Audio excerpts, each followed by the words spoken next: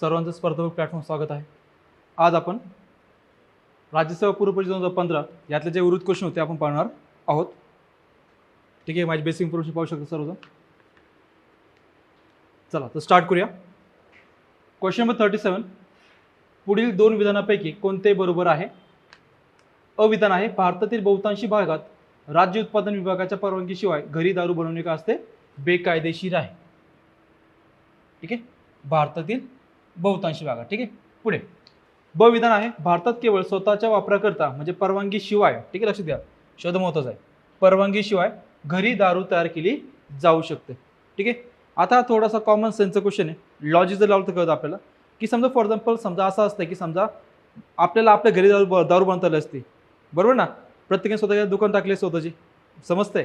भारतामध्ये तसं होतं शक्य आहे का? नाही. आपल्याकडे काय तर आपल्याला त्यासाठी परवाना घ्यावा लागतो, परवाना घ्यावा लागतो, बरोबर. हा परवाना जो भेटतो, ठीक आहे, या परवान्यासाठी काय असतं आपल्याला एक आपल्याकडे कायदा जो येतो आहे महाराष्ट्र दारूबंदी अधिनियम, दारूबंदी अधिनियम कधीचा येतो? तो आहे 1949चा. त्यानंतर काय भेटतं आपल्याला परवाना भेटतो. त्या वेगवेगळे परवाने असतात, FL1, FL2, FL3. त्यानंतर ज्या देशी दारू असतात ते विकासासाठी काय असतो वेगळा परवाना लागतो. म्हणजे थोडक्यात काय की तुम्हाला वेगवेगळे परवाने घ्यावे लागतात. ठीक आहे, कोणकोणते?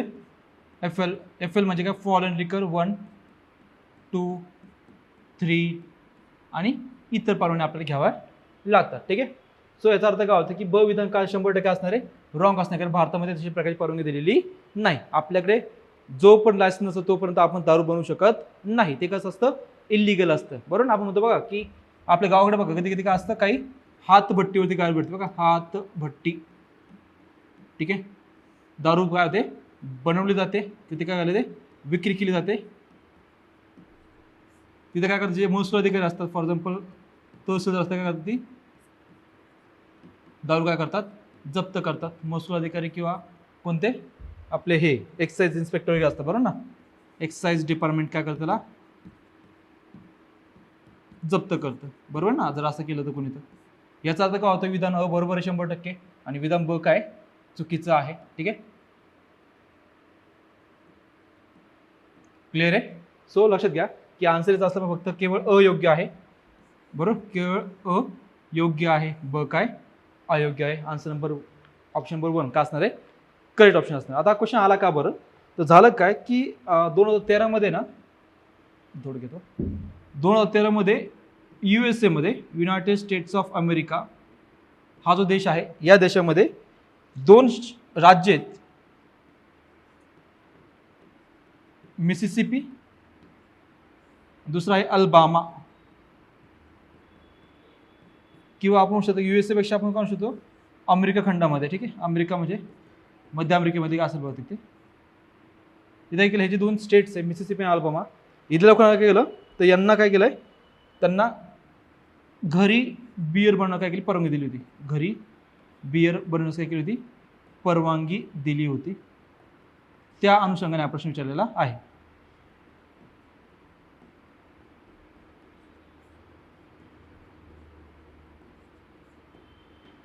ठीक आहे, सो बघा लक्षात घ्या की यामध्ये काय होतं अविधान काय असणार 100% बरोबर असणार. काय लागतं आपल्याला परवाना लागतो, म्हणजे ते काय असते बेकायदेशीर असते. जसं फॉर एक्झाम्पल बघा की काही जे राज्य फॉर एक्झाम्पल गुजरात बघा, गुजरातमध्ये काय तर पूर्णतः काय दारूबंदी आहे, पूर्णतः काय दारूबंदी आहे. ठीक आहे, बरोबर, पूर्णतः काय दारूबंदी आहे. सो याचा आन्सर फक्त केवळ अयोग्य आहे, ब काय अयोग्य आहे. पुढे नेक्स्ट क्वेश्चन, कुटुंबाचा आकार मर्यादित ठेवणे म्हणजे हम दो हमारे दो कोणत्या धोरणाच्या 2 उद्दिष्टापैकी एक आहे? 2 उद्दिष्टापैकी एक आहे. ठीक आहे, ऑप्शन 1 आहे कुटुंब नियोजन कार्यक्रम 1952चा, 20 कलमी कार्यक्रम, ठीक आहे 1975चा, बरोबर ना. त्यानंतर राष्ट्रीय लोकसंख्या धोरण कधीचं 2000चं, आणि दुसरं आहे नवीन लोकसंख्या धोरण 2011चं आहे का? असं काही धोरण नाहीच आहे, म्हणजे ऑप्शन 100% करतोच, उत्तर ते होऊ शकत नाही. आता पुढे बघा की आता हे जर विचार केला ना व्यवस्थित तर बघा आपल्याला दिसतंय की कुटुंब नियोजन कार्यक्रम कधी 1952चा, ठीक आहे 20 कलमी कार्यक्रम यामध्ये पण आहे, पण ते पर्टिक्युलर गोष्ट नाही ऍड केली, ठीक आहे. त्याचं जे आन्सर असलं पाहिजे ते असलं पाहिजे राष्ट्रीय लोकसंख्या धोरण 2000चं.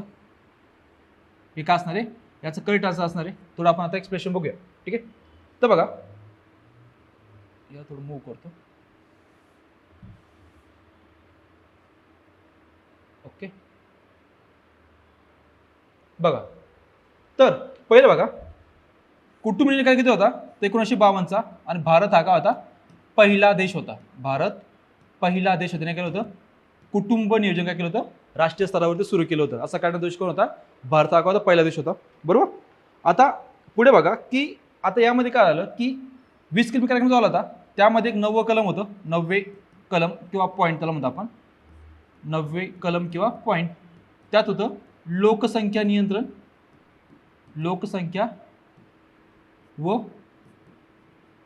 कुटुंब नियोजन या पडचं तत्व त्यामध्ये काय होतं, मांडलेलं होतं. लक्षात ठेवा, कारण की यावर्षी राज्यसेवा 2023ला काय होता, हा प्रश्न विचारला होता की लोकसंख्या नियंत्रण कुटुंब नियोजन हे कलम 20 पॉईंट प्रोग्राममध्ये कोणत्या नंबरला आहे, 9 नंबर, 11 नंबर, 10 नंबर असं काही ऑप्शन होते.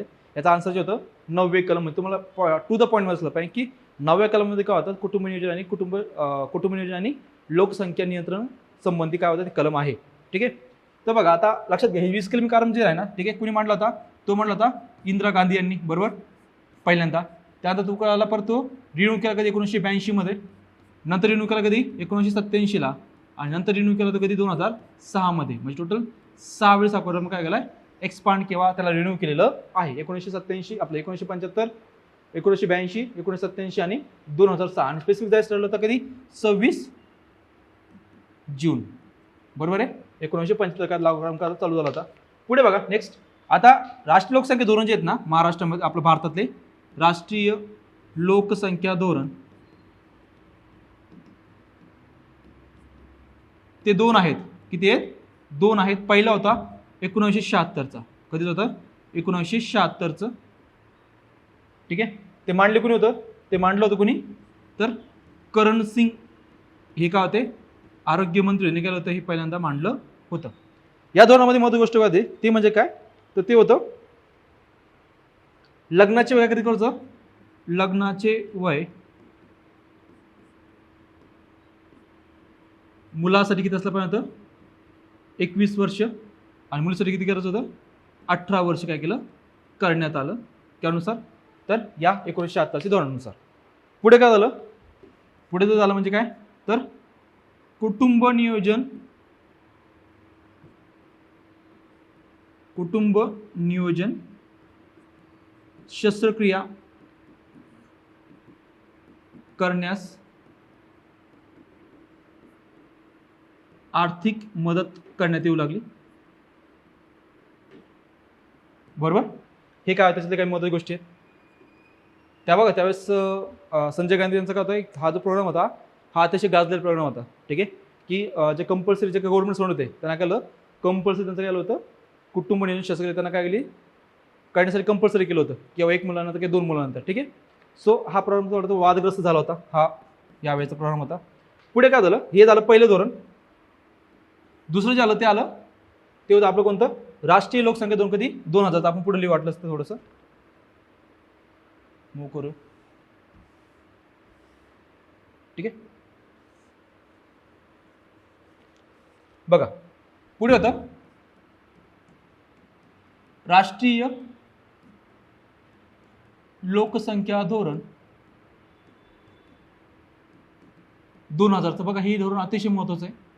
आणि कुणी मांडलं होतं, कोणी शिफारस होती, तर ती होती MS स्वामीनाथन समितीची. MS स्वामीनाथन समिती.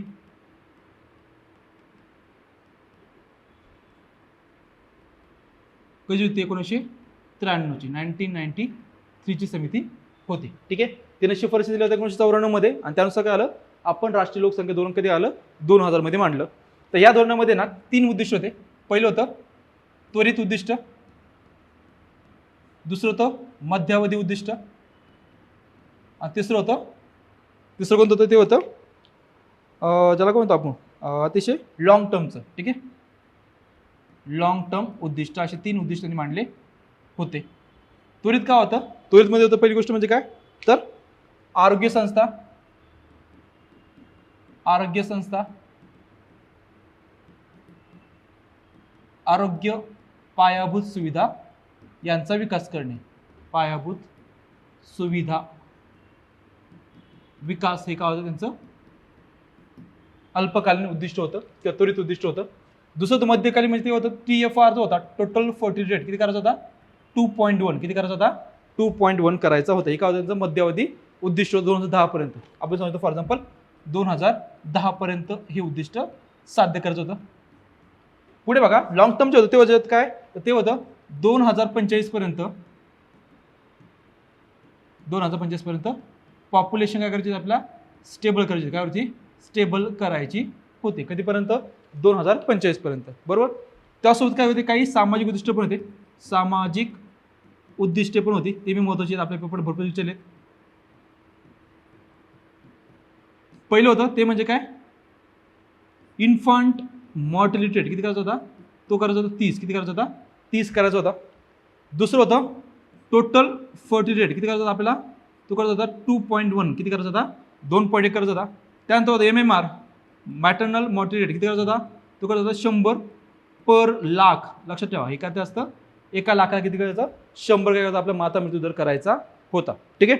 त्यानंतर पुढे काय होतं पुढे होतं CBR क्रूड बर्थ रेट तो करायचा होता आपला क्रूड बर्थ रेट तो कधी करायचा तो करायचा आपला आपला किती करायचा होता 21 करायचा किती करायचा 21 करायचा होता. ठीक आहे. सो हे सामाजिक उद्दिष्ट अजून काय होतं 100% विवाह जन्म मृत्यू नोंदणी हे पण काय होतं महत्त्वाचं उद्दिष्ट होतं. ठीक आहे. त्यानंतर पुढे काय होतं अजून पुढे होतं 100% दाई मार्फत एक मिनिट याला क्लिअर करतो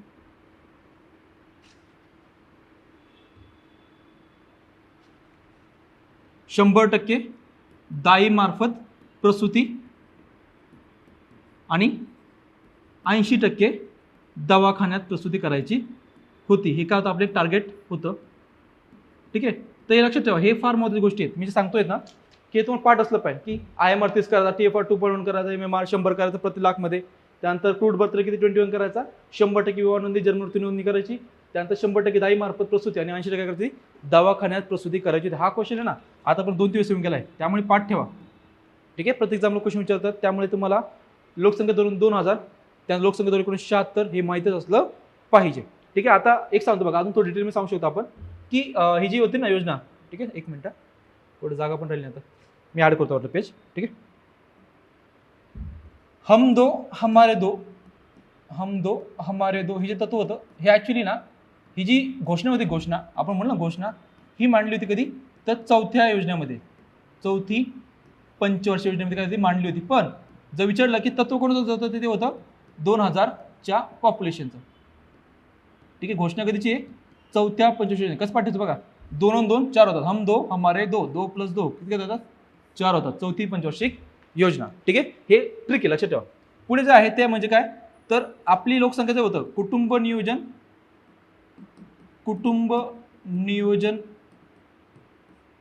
ठीक आहे. कुटुंब नियोजन जे हे होतं कुटुंब नियोजन विभाग जो होता तो स्थापन झाला कधी 1966 मध्ये किती झाला होता 1966 मध्ये स्थापन झाला होता. त्यानंतर उलटा त्रिकोण हे जे चिन्ह होतं पॉप्युलेशन तरी काय उलटा त्रिकोण म्हणजे कसं तर या प्रकारचा त्रिकोण. ठीक आहे.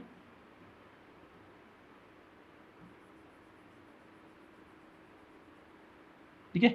हा त्रिकोण कधी घेतला आपण हा घेतला होता तिसऱ्या योजनेमध्ये किती घेतलं होतं तिसरी पंचवार्षिक योजनेमध्ये काय होता आपण हा हे चिन्ह घेतलं होतं कोणतं तिसरं पंचवार्षिक योजनेमध्ये उलटा त्रिकोण. ठीक आहे. तर हे लक्षात ठेवा हे महत्त्वाचं आहे. क्लिअर सर्वांना ओके. चला तर आन्सर येतं आपलं बघा आन्सर काय आपलं आन्सर जे आहे याचा आन्सर येतं एक मिनिटाला मूव्ह करतो.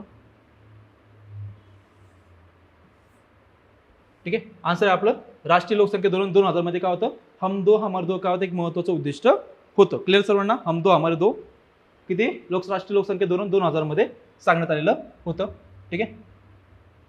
चला पुढे बघा आता नेक्स्ट पुढचा क्वेश्चन बघा 2000च्या राष्ट्रीय लोकसंख्या धोरणानुसार कुठल्या वर्षापर्यंत आपल्या देशाची लोकसंख्या स्थिर होण्याचे उद्दिष्ट? बघा सिंपल क्वेश्चन आपण रिपीट झाला होता, आपण जेव्हा एक्सप्रेशन केलंय तेच बघायच्या मध्ये. तर काय होतं आपल्या माहिती की आपलं जे लॉंग टर्म गोल जे होतं ते काय होतं, लॉंग टर्म गोल काय होतं ते होतं 2045 पर्यंत आपल्याला पॉप्युलेशन आपल्याला स्टेबल करायची होती, बरोबर. आता बघा यामध्ये 245 दिसतं कुठं नाही, ऍक्च्युली त्यामुळे क्वेश्चन काय झाला होता, हाय झाला होता, हा क्वेश्चन काय झाला होता, कॅन्सल झाला होता. बाकी सर्व सेमच आहे, ठीक आहे. आपण जे पाहिलं ऑलरेडी, काय पाहिलं आपण त्याच्यामध्ये की, ठीक आहे बघा हे सर्व तत्व काय ते सेम आहे, ठीक आहे, यात कोणताही बदल नाही, ठीक आहे. बघा इकडे, ठीक आहे, हे आहे आपलं राष्ट्रीय लोकसंख्या धोरण 2000चं सेम. काय त्वरित काय होतं, आरोग्य संस्था बळकट करायच्या मध्ये काय होतं, TFR 2.1 करायचा. लॉंग टर्म काय होतं 2025 पॉप्युलेशन स्थिर करायची होती. त्यानंतर मध्यवधी काय होते, सामाजिक उद्दिष्ट काय होते, IMR 30 करायचा, TFR 2.1 करायचा, MMR 100 करायचा, क्रूड बर्थ रेट किती करायचा, तो 21 करायचा होता. आणि 100% विवाह नोंदणी, 100% जन्ममृत्यू नोंदणी, परत 100% दाई मार्फत प्रसूती आणि 80% करायची आपल्या दवाखान्यात प्रसूती करायची होती. हे सर्व काय होतं तर 2000च्या धोरणानुसार होतं. आणि महत्त्वाची गोष्ट म्हणजे काय, त्याला समिती कोणती होती, ती होती MS स्वामीनाथन समिती. कोणती होती, MS स्वामीनाथन समिती. कधी 1993 ची समिती होती. सर्वांना माहिती आहे MS स्वामीनाथन कोण होते, तर father of green revolution, father of Indian green रिव्होल्यूशनचे काय होते ते फादर होते, ठीक आहे. चला नेक्स्ट बघा आता पुढचा क्वेश्चन बघा. नेक्स्ट, लिंग असमानता निर्देशांकामध्ये महिलांविषयीच्या ज्या 3 परिणामांचा समावेश होतो ती म्हणजे कोणती, ठीक आहे. पहिला आहे सरासरी आयुर्मान, शैक्षणिक यश प्राप्ती, उत्पन्न मिळकत. दुसरा आहे शिक्षण, आर्थिक सहभाग, आर्थिक संसाधनाची मालकी. तिसरा आहे जननक्षम आरोग्य, सक्षमीकरण आणि श्रम बाजारातील सहभाग, ठीक आहे. आता मला ट्रिक सांगतो, मला बघतो ट्रिक लक्षात ठेवा. जर तुम्हाला विचारलं ना की gender inequality index, gender inequality index, ठीक आहे, तर बघा हा सुरू झाला 2010 मध्ये. किती सुरू होता, 2010 मध्ये काला सुरू झाला होता. आणि यामध्ये 3 इंडेक्स आहेत, त्याचं नाव आहे ज स बा. काय नाव आहे, ज स आणि बा आहे.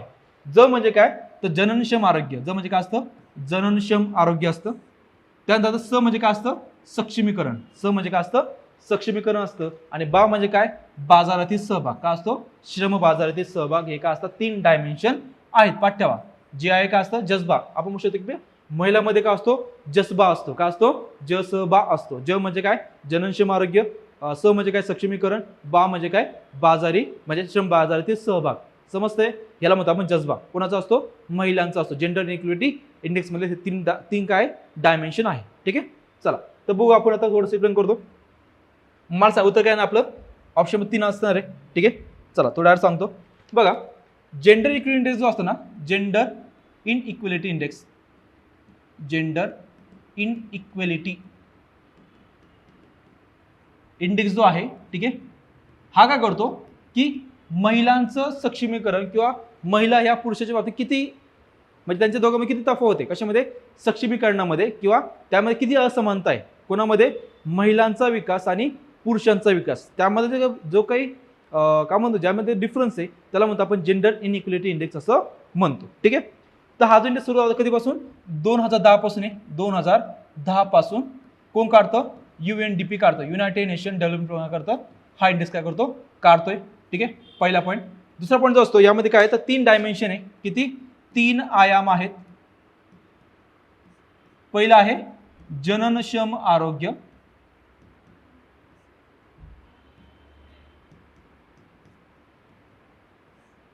ठीक आहे. पहिला आहे जननक्षम आरोग्य. त्यामध्ये काय काय बघा, त्यामध्ये येतं आपलं, त्यामध्ये येतं एक मिनिट, त्यात येत असतं आपलं पहिलं आहे माता मृत्यूदर, माता मृत्यूदर येतो, बरोबर आहे. दुसरं येतं ते म्हणजे काय तर ते येतं ॲडोलसेंट बर्थ रेट, किशोरवयीन मुलींचा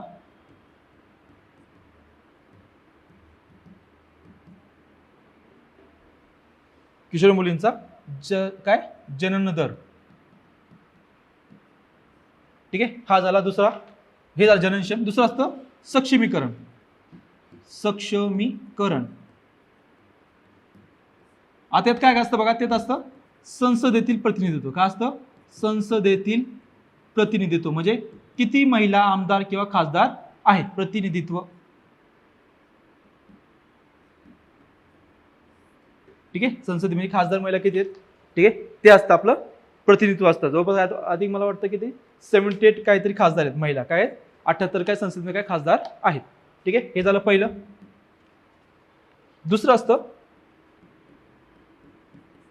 प्रौढ महिलांचे माध्यमिक शिक्षण. माध्यमिक शिक्षण हे पण काय असतं, दुसरं डायमेन्शन आहे, म्हणजे दुसरं इंडिकेटर आहे. त्यानंतर असतं श्रम बाजार सहभाग. एक मिनिट, ऍक्च्युली बघा ते ब म्हणजे काय लक्षात ठेवा, श्रम बाजार आहे, श्रम बाजार सहभाग म्हणजे महिलांचा श्रम बाजार असणारा सहभाग, ठीक आहे. आपण त्याला लेबर मार्केट महिलांचा समावेश किती आहे, त्याला म्हणतो आपण श्रम बाजारातील महिलांचा सहभाग. हे पण काय असतं, इंडिकेटर असतं महिलांचा सहभाग in labour market, woman participation in labour market. हे काय असतं, एक महत्त्वाचा क्रायटेरिया असतो. आता हे 3 क्रायटेरिया असतात. या 3 क्रायटेरियामध्ये काय होतं, आपण काय करतो, जेंडर इनइक्वालिटी इंडेक्स काढतो, बरोबर. आता आपल्याला काय करायचं, आपली जी एक्झाम आहे 2024 ची, त्यासाठी आपल्याला कसं पाहिजे, आपल्याला 2023 किंवा 2022 चा इंडेक्स माहित असला पाहिजे. GII 2022 म्हणजे काय, 23 ला ती रँकिंग येत असते, बरोबर ना. तर बघा 2022 म्हणजे जेंडर इनइक्वालिटी इंडेक्स 2022 हा कधी झाला होता, तो लागू झाला 2023 मध्ये. काय केलं, आकडेवारी, ठीक आहे, 2023 ची आकडेवारी आहे, ठीक आहे. आता यानुसार काय आलं की यानुसार सध्या आपली जी रँक आहे किती आहे, ती आहे 108वी रँक. किती आहे, 108वी रँक. कितीपैकी, 191 देशपैकी. किती आपण 108वा आहे. कधी, 2022 मध्ये. किती, 2022 नुसार 23 मध्ये रँक आलेली आहे, ठीक आहे. आता 2021 किती होतं बघा, 2021 आपण काय होतो, 2021 आपला कमी होतं, ते होतं जवळपास किती, आपण त्याच रँक होते आपल्या किती, 122 होते. किती होती, 122 होती. म्हणजे काय आपली रँक आली घटलेली आहे, म्हणजे काय आपण बऱ्यापैकी सक्षमीकरण होत आहे, याचा अर्थ असा होतो, ठीक आहे. क्लिअर सर्वांना. सो श्रम बाजार सहभागामध्ये आपण किती नंबर आहे, आपला रँक किती लक्षात ठेवा, रँक आहे 108वी. रँक किती आहे, 108 रँक आहे. आणि आपला जो हे आहेत ना, ठीक आहे, तो आहे स्कोर जो आहे तो आपला किती आहे, तो आहे 0.437. हा काय आपला स्कोर आहे, किती, 0.437 काय आपला स्कोर आहे, GII स्कोर आहे, ठीक आहे. यात बघा जर 0 असेल तर ते असतं कंप्लीट इनइक्वालिटी असते. म्हणजे काय, पूर्णतः काय असतं त्याच्यामध्ये, असमानता असते. काय असते, असमानता असते. आणि जवळ नसतं ते काय असतं, पूर्णतः काय असते, समानता असते. पूर्णतः समानता असते. म्हणजे 1 इज गुड, बरोबर. हे काय असतं, चांगलं असतं. आपल्याला इकडे जायचंय, 1 कडे जायचंय. We have to move from 0 to 1. आपल्या इकडे जायचंय, ठीक आहे. 1 काय असतं, चांगलं असतं. 0 म्हणजे काय असते, कंप्लीट असमानता असते. क्लिअर सर्वांना. आणि आता जर विचारलं की समजा फॉर एक्झाम्पल टॉपला कोण आहे, टॉप कंट्री कोणते आहे, तर पहिला आहे डेन्मार्क. पहिले कोण आहे, डेन्मार्क आहे. पहिला देश कोणता आहे, डेन्मार्क. 2023 नुसार, हा लक्षात ठेवा. म्हणजे 22 चे जे आकडे जो असतो इंडेक्स, तो काय तो 2023 मध्ये झाला. त्यानुसार आकडेवारी आपण पाहत आहोत, ठीक आहे. ओके, चला पुढे बघू. अजून काय, डेन्मार्क आहे. दुसरं कोण आहे, नॉर्वे. 2 नंबर येतो नॉर्वे. 3 नंबर आहे स्वित्झर्लंड. 3 नंबर कोण आहे, स्वित्झर्लंड. म्हणजे 1, 2 आणि 3. क्लिअर आहे. सो आन्सर येतं आपलं काय, आन्सर असणार आहे option number 3 is the correct answer, ठीक आहे. जनक्षेम आरोग्य, ज स आणि बा, लक्षात ठेवा, जज्बा. नेक्स्ट,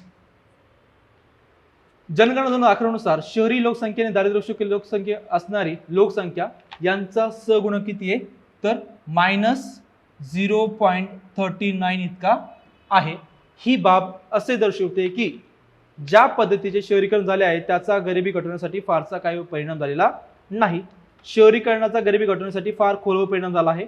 शहरीकरणामुळे गरिबीतील वाढ झाली आहे आणि वरीलपैकी एकही नाही. तर आता मला सांगा रे, तुम्ही मला, आपण पाहतो की समजा गरिबी आपला शहर जो भाग आहे, शहरी भागात आपण जर पाहिलं, शहरी भागात उत्पन्न असमानता काय जास्त आहे. उत्पन्न असमानता काय जास्त आहे, बरोबर. आपल्याला माहिती की समजा फॉर एक्झाम्पल एखादा व्यक्ती फॉर एक्झाम्पल अंबानी, बरोबर ना, अंबानींचं उत्पन्न आणि आपल्याकडे साध्या गरिबाचं उत्पन्न यामध्ये काय फार मोठा काय होतो फरक जाणवतोय. ठीक आहे, ही असते आपली उत्पन्न असमानता. ती शहरामध्ये काय असते खूप जास्त मोठ्या प्रमाणावर असते. आणि ज्यावेळेस मायनस निगेटिव्ह येतं म्हणजे -0.39 याचा अर्थ काय होतो, याचा अर्थ की त्या भागामध्ये उत्पन्न असमानता काय सर्वात जास्त आहे. आणि जेवढी उत्पन्न असमानता जास्त याचा अर्थ काय असणार आहे, गरिबाची लोकसंख्या असणार आहे जास्त असणार आहे. याचा अर्थ असा होतो की ज्या पद्धतीचे शहरीकरण झाले आहे त्याचा गरिबी हटवण्यासाठी फारसा काही उपयोग झालेला नाही किंवा परिणाम झालेला नाही. याचा अर्थ ऑप्शन नंबर याचं काय असणार आहे करेक्ट आन्सर असणार आहे. लॉजिकली पण आन्सर निघतं. ठीक आहे, ओके. आता मला सांगा शहरीकरणाचा गरिबी हटवण्यासाठी फार खूप परिणाम झाला पाहिजे का आपण. आपल्या माहिती आहे की आपल्या मुंबईमध्ये काय तर धारावी झोपडपट्टी आहे, धारावी झोपडपट्टी आहे.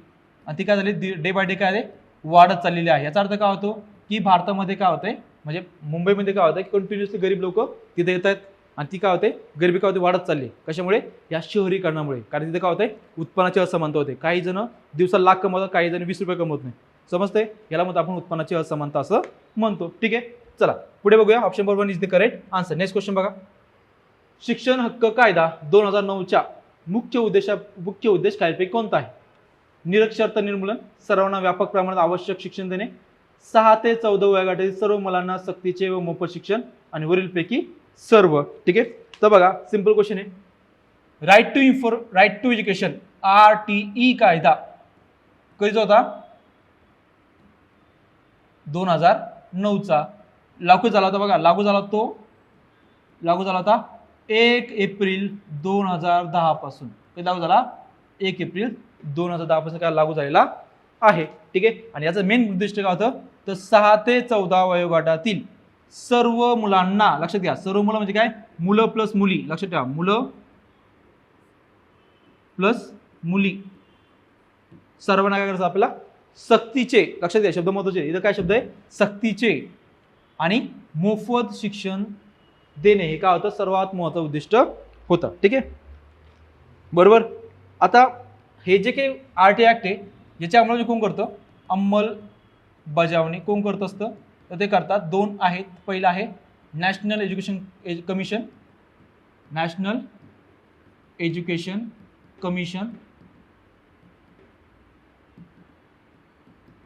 आणि दुसरं असतं national commission for protection of child right NCPCR. लक्षात ठेवा हे काय करतात या दोन कायद्याची काय करतात अंमलबजावणी करतात. आपल्यामध्ये NCPC स्थापना कधीची 2007ची स्थापना आहे, 2005चा कायदा आहे. ठीक आहे, आणि आता समजा फॉरेन शिक्षण निघलं. मला सांगा राष्ट्रीय शिक्षण दिन कधी असतो रे, राष्ट्रीय शिक्षण दिन कधी असतो, कधी असतो तो असतो 11 नोव्हेंबर. कधी असतो 11 नोव्हेंबरला असतो. काय असतो तो असतो मौलाना आझाद यांची काय असते जयंती असते. काय असते मौलाना आझाद यांची काय असते जयंती. काय करतो आपण राष्ट्रीय शिक्षक दिन म्हणून साजरा केला जातो. आणि शिक्षक दिन कधी असतो 5 सप्टेंबर. सर्वांना माहिती आहे 5 सप्टेंबर का असतो शिक्षक दिन असतो. ठीक आहे, 5 सप्टेंबर का असतो हा आपला राष्ट्रीय बरं का, हा राष्ट्रीय शिक्षक दिन आहे. आणि हा का असतो हा असतो आंतरराष्ट्रीय शिक्षण दिन. आंतरराष्ट्रीय शिक्षण दिन असतो, शिक्षक दिन असतो. ठीक आहे, 5 ऑक्टोबर. क्लिअर सर्वांना. ओके, तर आन्सर आहे आपला option number 3 is the correct answer. पुढे नेक्स्ट क्वेश्चन. भारतीय राज्यघटनेच्या कुठल्या आर्टिकलनुसार, पॉलिटिकल क्वेश्चन आहे, राज्य सरकारांनी वन्य जमातीकडून, बघा राज्य सरकारांनी वन्य जमातीकडून म्हणजे काय STs शेड्यूल्ड ट्राईब्स अन्य लोकांकडून जमीन हस्तांतर करण्यास प्रतिबंध करण्याचे धोरण स्वीकारलेले आहेत. आता बघा क्वेश्चन सिंपल आहे, फक्त तुम्हाला आर्टिकल माहिती असले पाहिजे. आर्टिकल 36 काय सांगतो ते सांगतो राज्याची व्याख्या, राज्याची काय सांगतो व्याख्या सांगतो. राज्य काय असलं पाहिजे काय करतो व्याख्या करतो, जसं आर्टिकल 12 मध्ये दिलेलं आहे सेम. आर्टिकल 39 काय सांगतं रे, काय सांगतं हे सांगतं समाजवादी तत्व. काय सांगतं समाजवादी तत्व सांगते. यात काय काय यात 39A 39B C D बरोबर ना, बरोबर. बघा 39A 39B 39C 39D 39E 39F total एवढे आर्टिकल आहेत. यातले काही आर्टिकल पाठ असले पाहिजे. फक्त बघा, पहिले सांगतो. असतं उपजीविकेचे साधन प्रोव्हाइड करणे. उपजीविका हा शब्द लक्षात ठेवा. त्याला आपण उपजीविका कारण त्याला अपजीविका म्हणा. फॉर अपजीविका म्हणजे सर्वांना उपजीविकेचे साधन प्रोव्हाइड करणे काय तर राज्याचं कर्तव्य आहे. पुढे बघा, बी आहे भौतिक संसाधनाचे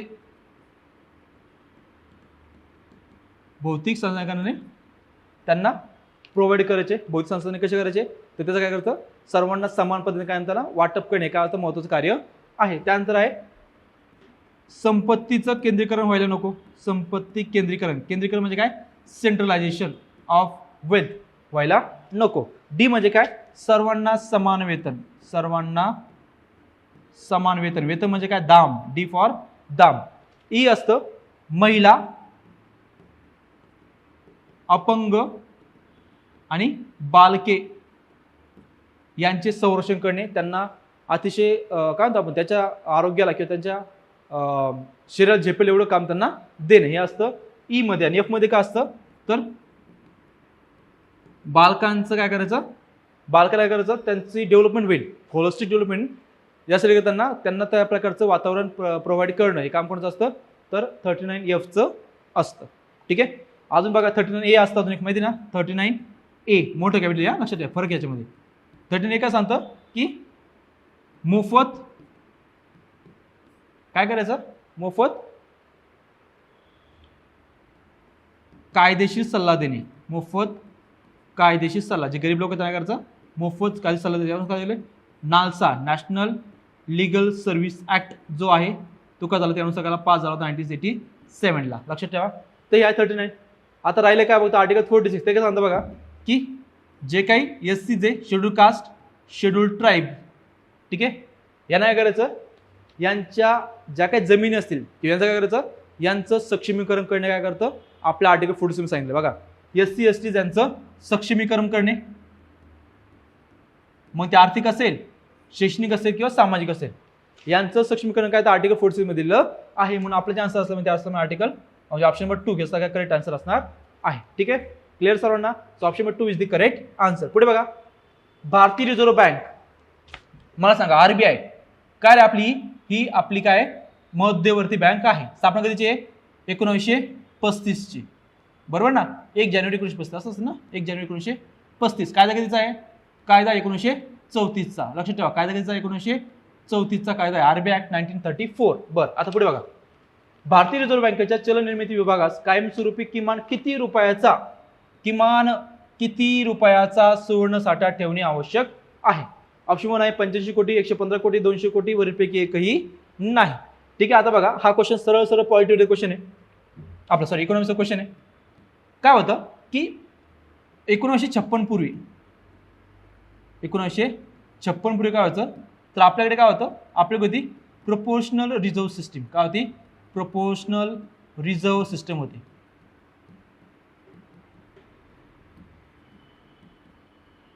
प्रोपोर्शनल रिझर्व्ह सिस्टीम होती. आता यात काय होतं की यातमध्ये तुम्हाला काय करायचं की जेवढे तुम्ही पैसे छापतात जेवढी एक मिनिट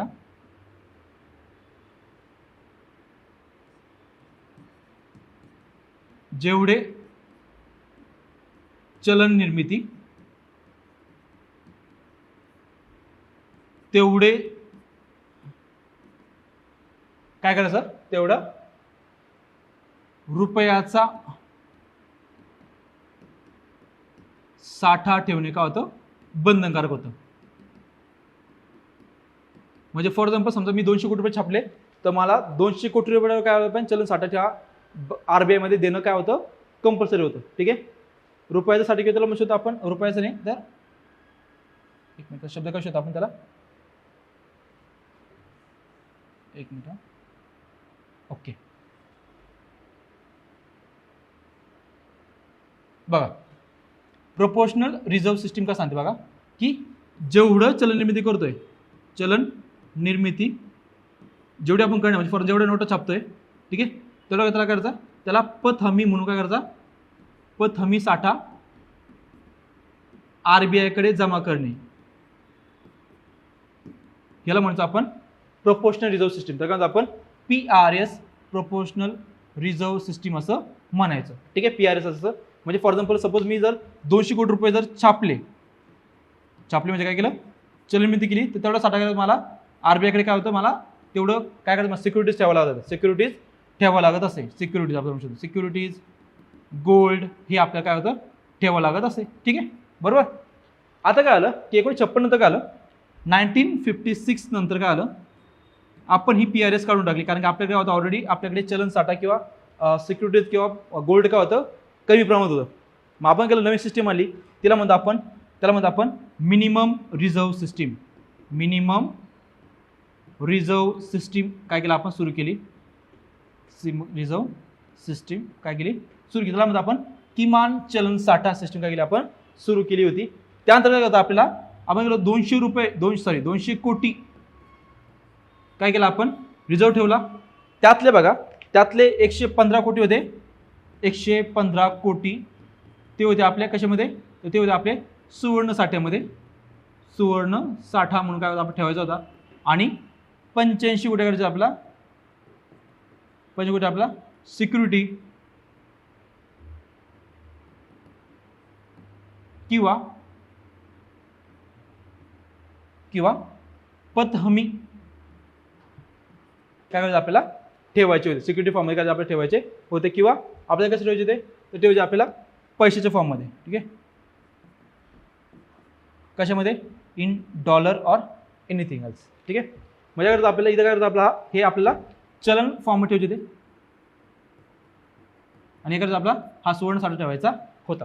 ठीक आहे, 115 कोटी काय सुवर्ण साठा, 85 कोटी काय चलन साठा आपल्याला ठेवायचा होता. त्याने विचारलंय की किमान किती रुपयाचा सुवर्ण साठा ठेवणे आवश्यक होते, तर आन्सर काय असणार आहे 115 कोटी रुपये हे काय आपल्याला ठेवायचे होते. ऑप्शन नंबर 2 याचा काय असणार, करेक्ट आन्सर असणार आहे. लक्षात ठेवा, MRS सिस्टीम चालू होती 1956 पासून, मिनिमम रिझर्व्ह सिस्टीम. त्याच्यात काय होती, प्रोपोर्शनल रिझर्व्ह सिस्टीम होती. त्यात काय होतं, जेवढे तुम्ही चलनविधी करणार तेवढं आपल्याला ते सिक्युरिटी किंवा गोल्ड कोड ठेवायचे आपल्याला RBI ठेवावं लागत होते. बरोबर ना. इथं काय केलं आपण, फक्त प्रोपोर्शनल रिझर्व्ह सिस्टीम काय केलं, मिनिमम केली. काय 200 कोटी रुपये ठेवायचे, त्यात किती 115 कोटी गोल्डमध्ये आणि 185 कोटी कुठं तर चलन साठ्यामध्ये आपल्याला ठेवायचे होते. So option number 2 is the correct answer. पुढे बघा, 9व्या आणि 10व्या पंचवर्षीय योजनेमध्ये भारतातील किंमत वाढीचा वार्षिक दर किती होता. ठीक आहे, आता हा क्वेश्चन फॅक्च्युअल आहे, जर आलं तर आलं, नाही त्याला क्वेश्चन स्किप करा, कारण की याचं उत्तर येणं त्यावेळेस शक्य नाही. हा क्वेश्चन स्किप करायचा क्वेश्चन आहे, यावरती काही होऊ शकत नाही. याचं जे आन्सर दिले ते आहे 4 ते 5% अनुक्रमे. ठीक आहे, 4 ते 5%, म्हणजे 9व्या मध्ये होतं 4% आणि 10व्या मध्ये होतं किती 5% होतं. आता जर आपण पाहिलं की सध्या बघा, म्हणजे 2012 ते 2024 या काळामध्ये चलनवाढी दर जो होता, चलनवाढीचा दर जो होता तो किती होता, तो होता 5.98%. किती होता, 5.98% होता दर होता. ठीक आहे, 2012 2024 पर्यंत लक्षात ठेवा 5.98%. आणि जर आपण वर्ष पाहिलं तर 2021 किती होता, 2021 होता 5.13%. ठीक आहे, हे फक्त पाठ ठेवायचं, आलं विचारलं कधी क्वेश्चन विचारला तर करशील. 2021 5.13%. ठीक आहे, 2022 किती होता, तो होता जवळपास 6.70%. किती होता, 6.70% होता. 23 नाही दिलं माझ्या आकडे, फक्त 2021 आणि 2022. ठीक आहे, 22 इथं 6.70%, 2021 होता 5.13% होता. हे लक्षात ठेवा. फक्त जर कधी क्वेश्चन चुकून विचारला तर तुम्हाला सांगता 5 किंवा 60% आसपास असणार, असं लक्षात ठेवा. 5 किंवा 60% असतो सरासरी इन्फ्लेशन रेट असतो कुठे आपल्या भारतामध्ये नॉर्मली. ठीक आहे, सो आन्सर आहे आपला option is the correct answer. पुढे बघा, राज्य सरकारची सल्लामसलत करून प्रत्येक राज्यासाठी विवेकशीत उद्देश ठरवून घेणे कुठल्या पंचवर्षीय योजनेचं वैशिष्ट्य होतं. बघा, प्रत्येक राज्यासाठी टार्गेट, पूर्व काय केंद्र टार्गेट ठरवायचं की सपोज मला 4% विकास दर करायचा आहे, 5% विकास दर करायचा आहे, 7% करायचा आहे. पण आता यावेळेस काय केलं तिने, प्रत्येक राज्याला केलं होतं सेपरेट विकास दर ठरवण्याचं चॅलेंज दिलं होतं किंवा टार्गेट दिलं होतं. तर ही जी योजना होती ती योजना होती 10वी योजना. लक्षात ठेवा, काय ही 10वी योजना होती. त्यामध्ये काय होतं, प्रत्येक राज्याला होतं टार्गेट दिलं होतं. प्रत्येक राज्याला होतं एक टार्गेट सेट करून तुम्ही एवढ्या प्रकार एवढ्या टक्केवारीमध्ये काय करा, स्वतःचा विकास करा, जेणेकरून भारताचा काय होईल, ओव्हरऑल विकास होईल. समजते. सो याचा आन्सर असतं पण option number 1 is the correct answer. ही पण एक प्रकारची काय आहेत तर फॅक्च्युअल गोष्टी आहेत. तुम्हाला काय करायला लागेल बघा, तुम्हाला जेवढ्या पंचवर्षीय योजना आहेत पंचवार्षिक योजना ज्या आहेत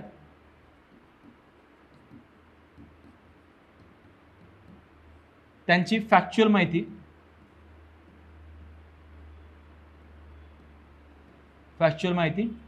प्लस त्या ठिकाणी असणारा जो ग्रोथ रेट आहे, ग्रोथ रेट,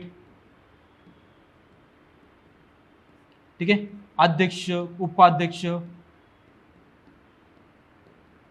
ठीक आहे, त्यानंतर एखादे मोठे कारखाने असतील किंवा कारखाने, उद्योग, संस्था यांची स्थापना असेल, हे तुम्हाला पाठ करणं काय अपेक्षित आहे. हे पंचवार्षिक जो पाठ आहे तुम्हाला बऱ्यापैकी पाठ असला पाहिजे. ठीक आहे, तो कधी फायदा होतो आपल्याला, तो एखादी क्रोनॉलॉजी लावायची असेल, ठीक आहे, किंवा एखादा उद्योगधंदा आहे, समजा फॉर एक्झाम्पल पहिली योजना आहे, बरोबर ना, त्यामुळे काय काय झालं होतं, सेकंड योजनेमध्ये काय झालं, त्यास प्रतिमान कोणतं होतं, ठीक आहे, प्रतिमान पण लक्षात ठेवा, प्रतिमान कोणते ते महत्त्वाचं आहे, किती टक्के दर होता ते पण माहीत असलं पाहिजे. म्हणून बघा पंचवार्षिक योजना करताना देसाईंचं पुस्तक जे, ठीक आहे, त्यातून पंचवार्षिक योजना बऱ्यापैकी चांगले होतील ते करा, किंवा मग कोळंबे सरांचं पुस्तक असेल ते पण योग्य. ठीक आहे, तुम्हाला जे आवडेल त्यामधून काय करा, तुम्ही पंचवार्षिक योजना करा, टॉपिक करा, चांगला करा, कारण की यावर दरवर्षी कमीत कमी 1 ते 2 क्वेश्चन तर 100% येतात, 2-3 क्वेश्चन तर कुठंच गेले नाही. ठीक आहे, क्लिअर आहे. सो पंचवार्षिक योजनेमध्ये सांगितलं की 10वी पंचवार्षिक योजना काय होती, तर प्रत्येक राज्यासाठी काय होतं, सेपरेट टार्गेट देण्यात आलेलं होतं. कशानुसार, 10व्या पंचवार्षिक योजनेनुसार. ठीक आहे, बघा आपण समजा फॉर पाहिलं 12वी योजना किती होती, 2012 ते 2017. 11वी किती होती, 2007 ते 2012. 10वी किती होती, 2002 ते 2007 दरम्यान होती. ठीक आहे, या योजनेमध्ये काय होतं, आपल्याला सेपरेट काय केलं होतं, आपल्याला टार्गेट दिलेलं होतं. लक्षात ठेवा, हा कार्यकाळ बी लक्षात ठेवा, हे बी महत्त्वाचं आहे. किंवा प्लॅन हॉलिडे असतील, किंवा मग काय असेल, वार्षिक योजना असतील, ठीक आहे, किंवा प्रतिमान असेल, समजा फॉर एक्झाम्पल कोणतं होतं, महालोभनीस प्रतिमान असेल, त्यात काय सांगितलं होतं, किंवा ब्रह्मानंद वकील प्रतिमान असेल, त्यात पण सांगितलं होतं. ठीक आहे, म्हणजे तुम्हाला पंचवार्षिक योजनेमध्ये बऱ्यापैकी सगळ्या गोष्टी माहीत असल्या पाहिजे. हे तो कंपल्सरी पाठ करणं, कारण इकॉनॉमिक्सला बऱ्यापैकी उत्तर बरोबर येतात, म्हणजे जवळपास सरासरी जर 15 क्वेश्चन असतील तर तुमचे 12 ते 13 बरोबर येतात. ठीक आहे, कारण हा क्वेश्चन काय होतो, हा पेपर काय करतो, आपल्याला हाय स्कोर देतो हा टॉपिक इकॉनॉमिक्सचा. ठीक आहे, तो पंचवार्षिक योजना व्यवस्थित करशाल. 10वी पंचवार्षिक योजनेमध्ये काय होतं, तर प्रत्येकासाठी सेपरेट टार्गेट दिलेलं होतं. ठीक आहे, पुढे बघा नेक्स्ट, सकल प्रजनन दर किंवा पुनरुत्पादन दर म्हणजे काय. ठीक आहे, सकल प्रजनन दर किंवा त्याला म्हणतो आपण total fertility rate. Total fertility rate काय असतो बरं, पहिले बघा, लग्नापासून स्त्रीने जन्म दिलेली एकूण बालके, एका वर्षात जन्मलेली बालके म्हणजे वजा मृत बालके, जन्मदर वजा मृत्यूदर, स्त्रीच्या संपूर्ण जन्मकाळात जिवंत प्रसूती झालेल्या नवजात अर्भके. तर बघा आन्सर आहे ऑप्शन नंबर 4 असणार आहे.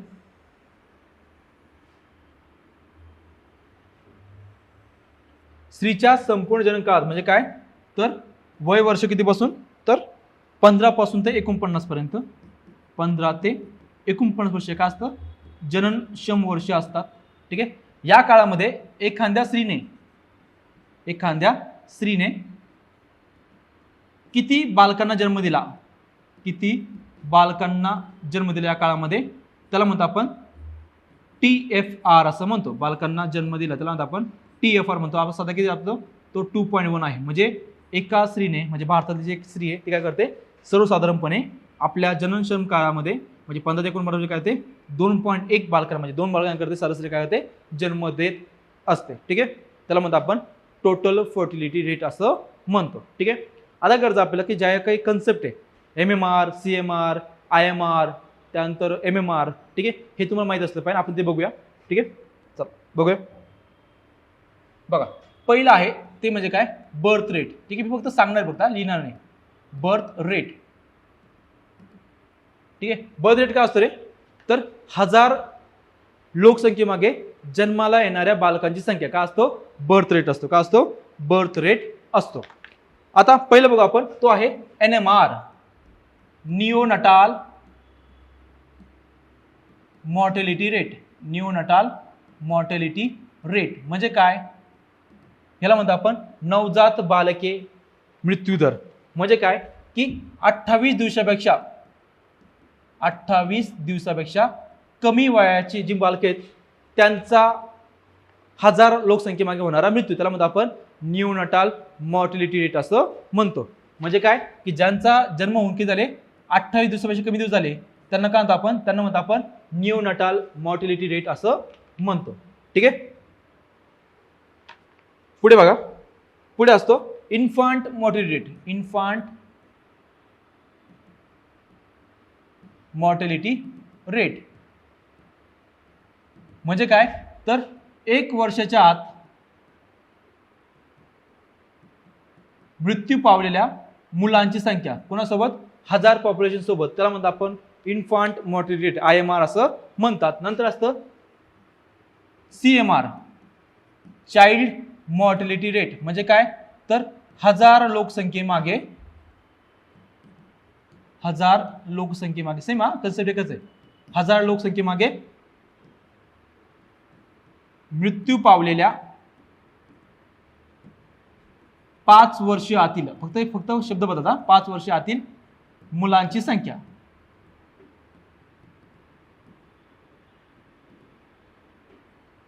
ठीक आहे, त्याला म्हणतो आपण CMR असं म्हणतो. पुढे असतं MMR मॅटर्नल मॉर्टिलिटी रेट म्हणजे काय माता मृत्यू दर. माता मृत्यू दर म्हणजे काय तर दर लाख लोकसंख्ये, बघा लक्षात शब्द किती शब्द आहे, दर लाख, लाख म्हणजे 1 लाख. थांबा 1 मिनिट कट करतो. बघा दर 1 लाख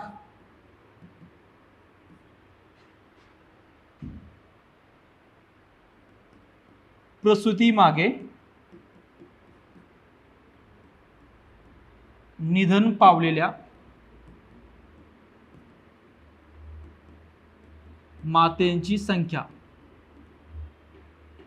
त्याला म्हणतो आपण माता मृत्यू म्हणतो. आणि त्यात मेन गोष्ट काय तर 42 दिवसाआधी पण काय होतं, जर मृत्यू झाला कधी आफ्टर डिलिव्हरी नंतर, तरी तो काय असतो माता मृत्यू म्हणून काय होतो गणला जातो 42 दिवसात. ठीक आहे, क्लिअर आहे.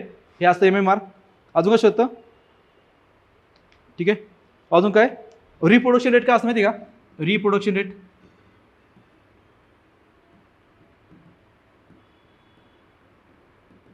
एखाद्या स्त्रीला तिच्या जनन काळामध्ये म्हणजे तिच्या प्रजननक्षम काळामध्ये होणाऱ्या मुलींची संख्या त्याला म्हणतो आपण रिप्रोडक्शन रेट असं म्हणतो. काय आपण त्याला रिप्रोडक्शन रेट असं म्हणतो. मुलींची किंवा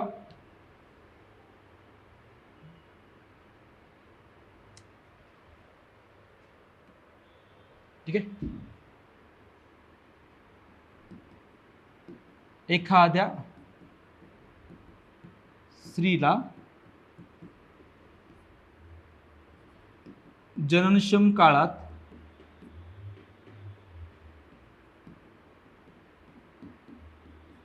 होणाऱ्या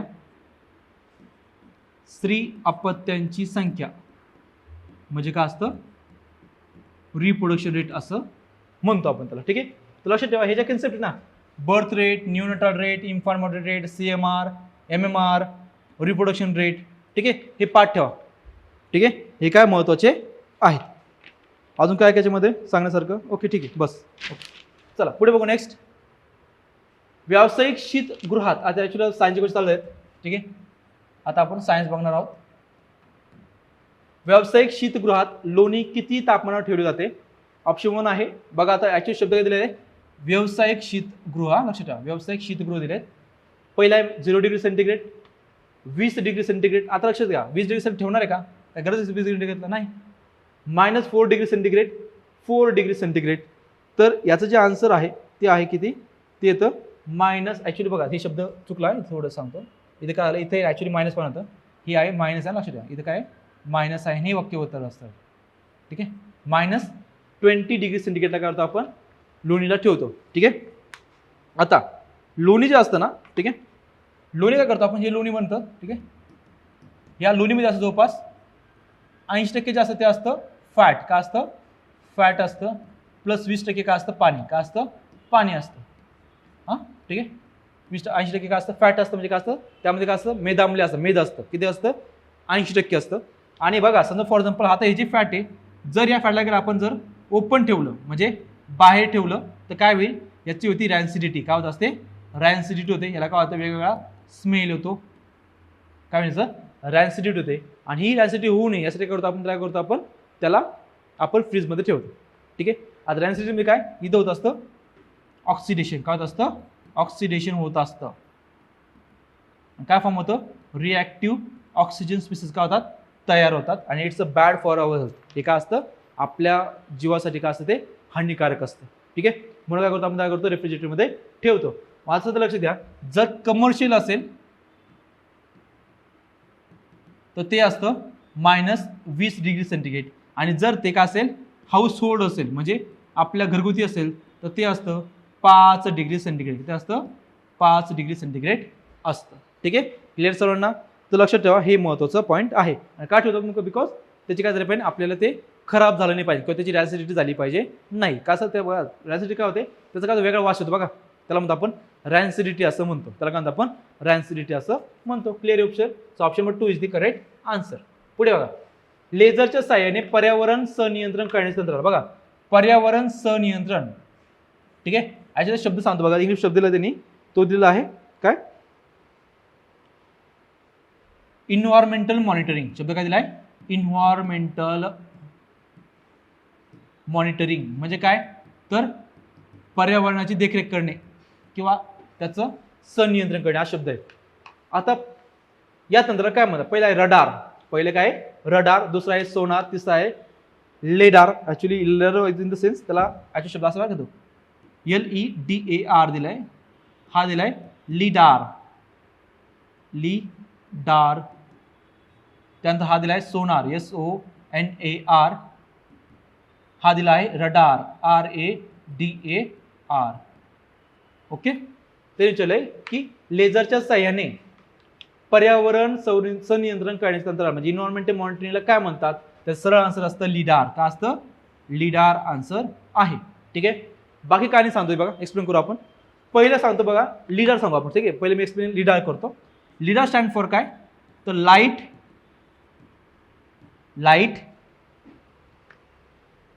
डिटेक्शन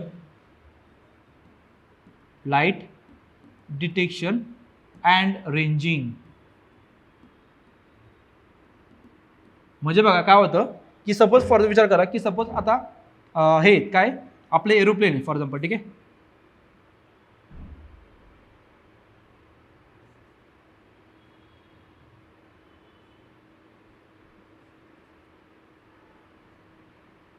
बरोबर. या एरोप्लेनमध्ये काय केलं आपण केलं इथं काय केलंय एक बॉक्स ठेवलाय. त्या बॉक्समध्ये आहे लिडार. काय ठेवलं आपण लिडार ठेवलेला आहे. हे काय करतं या ज्या काही लाईट काय करतं या इन्व्हायरमेंट काय करतं ट्रान्समिट करतं. हे आपल्या समजा फॉर एक्झाम्पल हे आपलं पर्यावरण. ठीक आहे. किंवा हे आपली शेती फॉर एक्झाम्पल जंगल आहे. ठीक आहे. याचा काय करतो हे काय करतं लाईट सोडतं आणि लाईट काय करतं पुन्हा त्याला करतं रिफ्लेक्ट बॅक करतं. त्यामुळे करतं त्याला काय करतं हे जे पर्यावरण आहे याचा काय करतं आपल्याला अभ्यास करता येतो. पर्यावरण निरीक्षण करता येतं म्हणजे it's a kind of a remote sensing. ही काय असते प्रकारची रिमोट सेन्सिंगच आहे.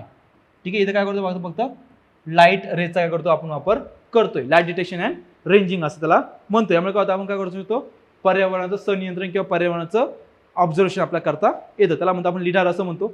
पुढे बघा नेक्स्ट जे असतं ते असतं लेडार. लेडार नावाचा प्रकार अजिबात नाही त्यामुळे ऑप्शन नंबर 3 सरळ सरळ कटतं. पुढे बघा सोनार. तर सोनारचं जे आहेत ना आपण इकडे बघा त्याला सोनार असतं साऊंड नेव्हिगेशन ठीक आहे and ranging. Sound navigation and ranging असतं. आता साऊंड नेव्हिगेशन काय असतं बघा साऊंड म्हणजे काय तर use of sound waves. For example बघा की आपण काय करतो सोनारचा फायदा काय होता की सपोज आता ही एक जहाज आहे. ठीक आहे. आता असं नाही काढतात थोडं लांब काढतो एवढी मोठी काय करतो आपलं सपोज ही एक होडी आहे. ठीक आहे. आणि एवढी काय आपण काय केलंय सोनार ठेवलं. ठीक आहे. सोनारचं काही यंत्र इथं ठेवलेलं आहे. ठीक आहे. हे आहे सगळं पाणी. हे काय सर्व पाणी आहे आणि या पाण्यामध्ये खाली काय काहीतरी माउंटन वगैरे किंवा काहीतरी शिप्स वगैरे इथे बुडलेले आहे. ठीक आहे. सपोज ही पाणबुडी वगैरे आहे. ठीक आहे. जर मला ह्याचा अभ्यास करायचा की या आतमध्ये ठीक आहे तर यामध्ये काही आहे का की हो याच्यामध्ये कोणत्या प्रकारचे काही ऑब्जेक्ट ठेवलेले आहे का काही सापडतं का आपल्याला काय करतो आपण या रेस सोडतो. ठीक आहे. आणि काय करतो या रेस का आता वापस जातात. त्याच्यामुळे काय होतं आपल्याला समुद्राची खोली कळते प्लस तिथल्या वस्तू असतील, फॉर एक्झाम्पल काही पाणबुडी असतील बुडलेल्या किंवा काहीतरी डोंगर असतील, त्याचा काय होतं आपला अभ्यास करता येतो because of this sonar, because of this sonar. ठीक आहे. आता राहिले काय तिसरं रडार. ठीक आहे. रडार बघू आपण थोडंसं, त्याला मूव्ह करतो थोडंसं, त्याला बघा. रडार काय असतं? रडार असतं, radar stand for radio detection and ranging. Radio detection and ranging असतं. म्हणजे काय तर रेडिओचा काय करायचा वापर कसं करायचा, कशासाठी तर टू डिटरमाइन, बघा, टू डिटरमाइन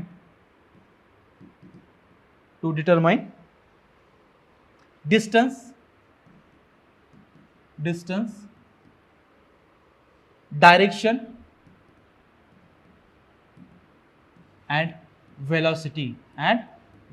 फॉर एक्झाम्पल बघा, आपण म्हणतो बघा की समजा फॉर एक्झाम्पल एखादं मिसाईल आपल्याकडे येत आहे का, बरोबर ना. सपोज फॉर एक्झाम्पल हे मिसाईल आहे. ठीक आहे. तेच आपल्या भारताकडे येत असेल, तिथे काय करतं आपल्या काय असते, आपली रडार असते. ठीक आहे. इथं आलं आपल्याला कळतं की आपल्या काहीतरी मिसाईल येतं, आपण करतो इकडून अँटी मिसाईल करतो, प्रक्षेपण करतो. ठीक आहे. हे काय करतं रडार, काय करतं काम करत असतं. ठीक आहे ना. म्हणजे काय करतं की इट्स अ काइंड ऑफ काय म्हणतात डिफेन्स प्रणाली असते, एक असते प्रकारची डिफेन्स इक्विपमेंट सिस्टम आहे. त्यामुळे काय होतं आपल्याला की एखादं जर मिसाईल असेल किंवा एखादं विमान आहे जे आपल्या भारताच्या बॉर्डरमध्ये शिरलं असेल, तर आपल्याला रडार लगेच कळतं की अरे हे विमान आपल्याला शिरलंय. त्यामुळे करतो आम्ही त्याला करतो एकदा सांगतो की बाबा तू आमच्याकडे आलाय, निघून जा, किंवा मिसाईल असेल तर आपण करतो त्याला डिस्ट्रॉय करतो. समजतंय. हे असतं आपलं रडार सिस्टीम असते, त्याला म्हणतो आपण radio detection and ranging system असं म्हणतो. क्लिअर सर्वांना. सो आन्सर नंबर याचा आन्सर काय येतं option number 4 lidar is the correct answer. Next question बघू.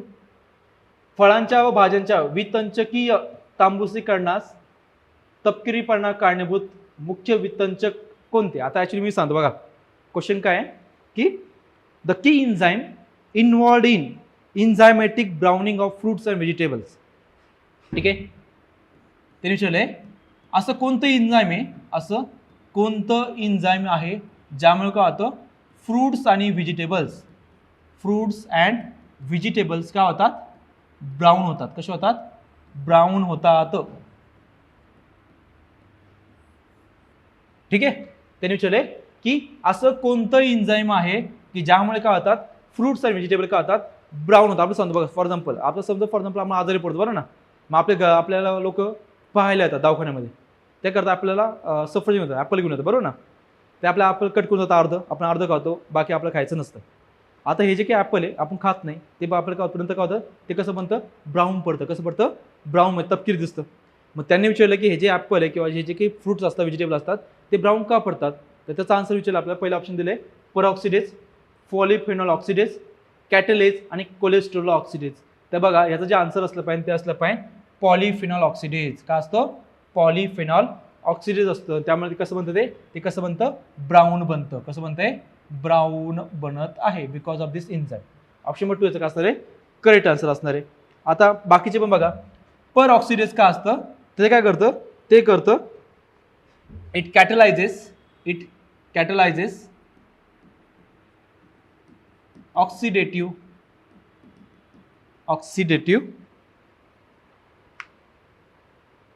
रिॲक्शन. ठीक आहे. हे असतं पर ऑक्सिडेज. त्याला म्हणतो आपण याचा फॉर्म्युला मला आठवतं ॲक्च्युली H2O2 असणार. यस, त्याला म्हणतो आपण पर ऑक्सिडेज असं म्हणतो. ठीक आहे.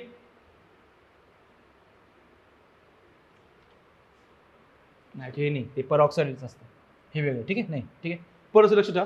ठीक आहे. पुढे असतं कॅटलेज. कॅटलेज काय करतं माहिती का, it will convert H2O2 into H2O plus oxygen.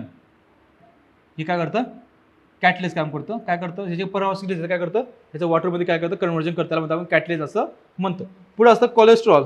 ठीक आहे. ह्याचा कसा फायदा काय असतो, it is used for cholesterol catabolism. Catabolism म्हणजे काय माहिती का ब्रेकडाऊन ऑफ कोलेस्ट्रॉल. काय बनतं त्याच्यापासून, त्याच्यामुळे म्हणतं ग्लुकोज बनतो. वी नो जास्त काय होतं आपण काय करतो, हे जे काही कोलेस्ट्रॉल आहे काय आपण ब्रेकडाऊन केलं म्हणजे काय झालं, याचे तुकडे केले, ब्रेकडाऊन केलं म्हणजे काय तुकडे केले तर काय म्हणतो आपल्याला काय भेटणार आपल्याला ग्लुकोज भेटतो. काय भेटतो असतो ग्लुकोज भेटतो C6H12O6. ठीक आहे. सो लक्षात ठेवा आन्सर नंबर ऑप्शन नंबर 2 याचा काय असणार करेक्ट आन्सर असणार आहे. पुढे नेक्स्ट बघा, टिंबटिंबच्या साहाय्याने दूरचित्रवाणीचे कार्यक्रम, दूरचित्रवाणी म्हणजे काय टीव्ही फॉर टेलिव्हिजन, दूरचित्रवाणीचे कार्यक्रम सर्व जगामध्ये पाठवण्याचे काय होतं शक्य होतं. पहिला आहे भूस्थिर उपग्रह, अंतरंग तरंग प्रसारण, भूतरंग प्रसारण आणि अणुतरंग प्रसारण. आपण माहिती सर्वांना बघा की समजा फॉर एक्झाम्पल समजा ऑस्ट्रेलियामध्ये मॅच चालू आहे, ऑस्ट्रेलियामध्ये सपोज वर्ल्ड कप सुरू आहे, फॉर एक्झाम्पल मेलबर्न जे क्रिकेट टीम ग्राउंड आहे तिथे काय झालं समजा फॉर वर्ल्ड कप सुरू आहे, ही जी की मॅच काय होते आपल्याला भारतामध्ये दिसते, काय होतं आपल्याला भारतामध्ये दिसते, बरोबर ना. हे कशामुळे शक्य होतं because of our geostationary satellite, because of geostationary satellite काय होतं आपल्याला काय होतं आपल्याला ही जी मॅच कुठे चालू ऑस्ट्रेलियामध्ये सुरू मॅच काय होते आपल्याला भारतामध्ये टीव्हीवरती दिसते बिकॉज ऑफ दिस. आता कसं दिसणार बघा इथे काय असतं माहिती का, सपोज आपला हा आहे, आता हा आहे आपला ऑस्ट्रेलिया, हा काय ऑस्ट्रेलिया कॉन्टिनेंट आहे, ठीक आहे, आणि हे आपलं इंडिया. ठीक आहे, आता मी शॉर्टकटमध्ये काढतो जास्त हे काढणार. ठीक आहे, हा आपला इंडिया, इथली जी मॅच आहे ही काय होते आपल्या भारतामध्ये दिसते का बरं, इथं काय असतं आपला असतो हा सॅटेलाइट. ठीक आहे, हा असतो वरती जवळपास 35,000 किलोमीटरवरती, हा आहे सॅटेलाइट. हे काय करतं इथलं जे प्रक्षेपण आहे काय होतं याला सेंड करतो इकडे या रेज, आणि या जे रेज काय होतं आपल्या इथला जो रिसिव्हर असतो हा असतो ट्रान्समीटर, हा असतो ट्रान्समीटर, आणि हा असतो इथं असतो एक रिसिव्हर, का असतो इथं असतो रिसिव्हर असतो. ह्या जे काय त्याच्याकडे जातात याला म्हणतो आपण अपलिंकिंग, आणि इथून काय होतं खाली येतात त्याला म्हणतो आपण डाऊन लिंकिंग असं म्हणतो, आणि याला म्हणतो आपण भूस्थिर उपग्रह करतात त्याच्यामुळे काय होतं यांचं काय होतं ट्रान्समिशन होत असतं. सो टेलिकम्युनिकेशन कशामुळे होतं तर भूस्थिर उपग्रहामुळे होत असतं. याचा अर्थ ऑप्शन बरोबर याचा करेक्ट आन्सर असणार आहे. आता बाकीचे बघून घ्या. पहिलं असतं ठीक आहे, दुसरं जे आहे त्याचं नाव आहे स्पेस वेव्ह. ॲक्च्युअली बघा शब्द सांगतो आता, ठीक आहे, थोडं एक्सप्लेन करतो, नवीन ॲड करतो. ठीक आहे, ह्याला काय म्हणतात माहिती का, याला म्हणतात स्पेस वेव्ह प्रोपगेशन, आणि हे असतं ग्राउंड वेव्ह प्रोपगेशन. काय असतं ग्राउंड वेव्ह प्रोपगेशन असतं. दोघात फरक सांगतो बघा काय असतं फरक. ठीक आहे, पहिलं जे आहे स्पेस वेव्ह, दुसरं आहे ग्राउंड वेव्ह. ठीक आहे, एक्सप्लेन करतो आता बघा. स्पेस वेव्ह प्रोपगेशन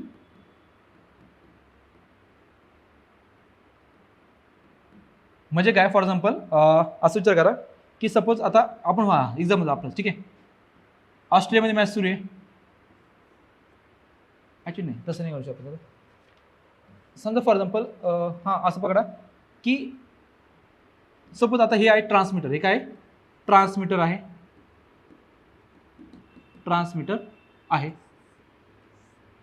यामध्ये काय होतंय वेव्स काय होतात इकडे जातो वरती. हे आहे आपलं आयनोस्फिअर, हे काय सर्व आपलं आयनोस्फिअर आहे, आयनोस्फिअर त्याला आपण आय नंबर म्हणतो. या त्या वेव्स गेल्या इथून वेव्ह खाली येतात. ठीक आहे, आणि ह्या कोणाला भेटतात, हे भेटतात आपल्या रिसिव्हरला, कोणा भेटतात रिसिव्हरला भेटतात. याला म्हणतो आपण space wave propagation with the help of ionosphere, बरोबर ना. आपल्याला काय होतं आयनोस्फिअरमध्ये सर्वांना इथे काय होतं ह्याला म्हणतो आपण स्पेस वेव्ह प्रोपगेशन असं म्हणतो. दुसरं असतं ग्राउंड वेव्ह प्रोपगेशन म्हणजे काय माहिती का, डायरेक्ट ॲड्रेस काय होतं अशा इथून जातात आणि इकडे येतात, याला म्हणतो आपण ग्राउंड वेव्ह प्रोपगेशन, काय म्हणतो आपण ग्राउंड वेव्ह प्रोपगेशन असं म्हणतो. ठीक आहे, लक्षात ठेवा हे फार महत्त्वाचं आहे. ठीक आहे, ग्राउंड वेव्ह प्रोपगेशन असं म्हणतोय. क्लिअर सर्वांना. सो ट्रान्समीटर हे असतो रिसिव्हर. नेक्स्ट बघूया आता. ठीक आहे, अजून काय आता अजून चौथा ऑप्शन होता तो होता अवतरंग, त्याला म्हणतो आपण लॉजिट्युडनल वेव्ह, लॉजिट्युडनल वेव्ह. काय असतात रे, एक्झाम्पल काय देतो, एक्झाम्पल आहे साऊंड वेव्ह. एक्झाम्पल काय sound wave is the example of longitudinal wave. कशामुळे होतात मागे व पुढे, ते कशामुळे होतात मागे व पुढे. एक्झाम्पल काय अजून दुसरं काय असतं seismic wave is also known as a longitudinal wave, त्याला काय आपण म्हणतो असतो. ठीक आहे, क्लिअर सर्वांना. ओके, सो आन्सर येतं आपलं काय आन्सर आहे ऑप्शन नंबर 1 फक्त a is the correct answer. आपण पाहिलं स्पेस वेव्ह पाहिलं, ग्राउंड वेव्ह प्रोपगेशन पाहिलं आणि अणुतरंग पाहिलं. एक्झाम्पल काय होतं तर काय एक्झाम्पल आहे sound wave is the example of अणुतरंग. पुढे नेक्स्ट सॉलिड फूड पॅकेजिंगसाठी सर्वात अधिक वापरली जाणारी स्वस्त प्लास्टिक फिल्म कशाची असते? ऑप्शन 1 आहे पॉलिइथिलीन, पॉलिस्टायरीन, पॉलिप्रोपिलीन आणि पॉलिव्हिनाइल क्लोराईड. सिंपल आन्सर आहे, ह्याचा आन्सर असणार आहे का असणार आहे 52चा आन्सर आहे ऑप्शन 1 पॉलिइथिलीन. ह्याचं काय करेक्ट आन्सर असणार आहे बघा. आपण तर म्हणतो पॉलिइथिलीन म्हणजे पीईटी, पॉलिइथिलीन. ठीक आहे. हे काय करतं, आपल्या ज्या बॉटल्स ना आपले बघा, आपण पाणी प्यायला बॉटल घेतो 50 रुपयाची 30 रुपयाची, ती बॉटल काय असते? पीईटी बॉटल असते, बरोबर ना. बॉटल्स असतील. ठीक आहे. त्यानंतर अजून काय असतं? बॉटल्स आहे, अजून प्लास्टिक पिशव्या. प्लास्टिक पिशव्या फॉर एक्झाम्पल आपले जे हे असतं ना, कशाची दूध पिशवी असते बघा, ती कशी असते? त्याला पीईटीची असते. पुढे असते खेळणी असतात, ते कशात? पीईटीचे बनलेले असतात. ठीक आहे. त्यानंतर पॉलिस्टायरीन म्हणजे काय रे? लक्षात ठेवा. तुम्ही विचार ना पॉलिस्टायरीन म्हणजे काय असतं? ते असतं थर्मोकॉल. का असतो? थर्मोकॉल असतो. ठीक आहे. पुढे असतं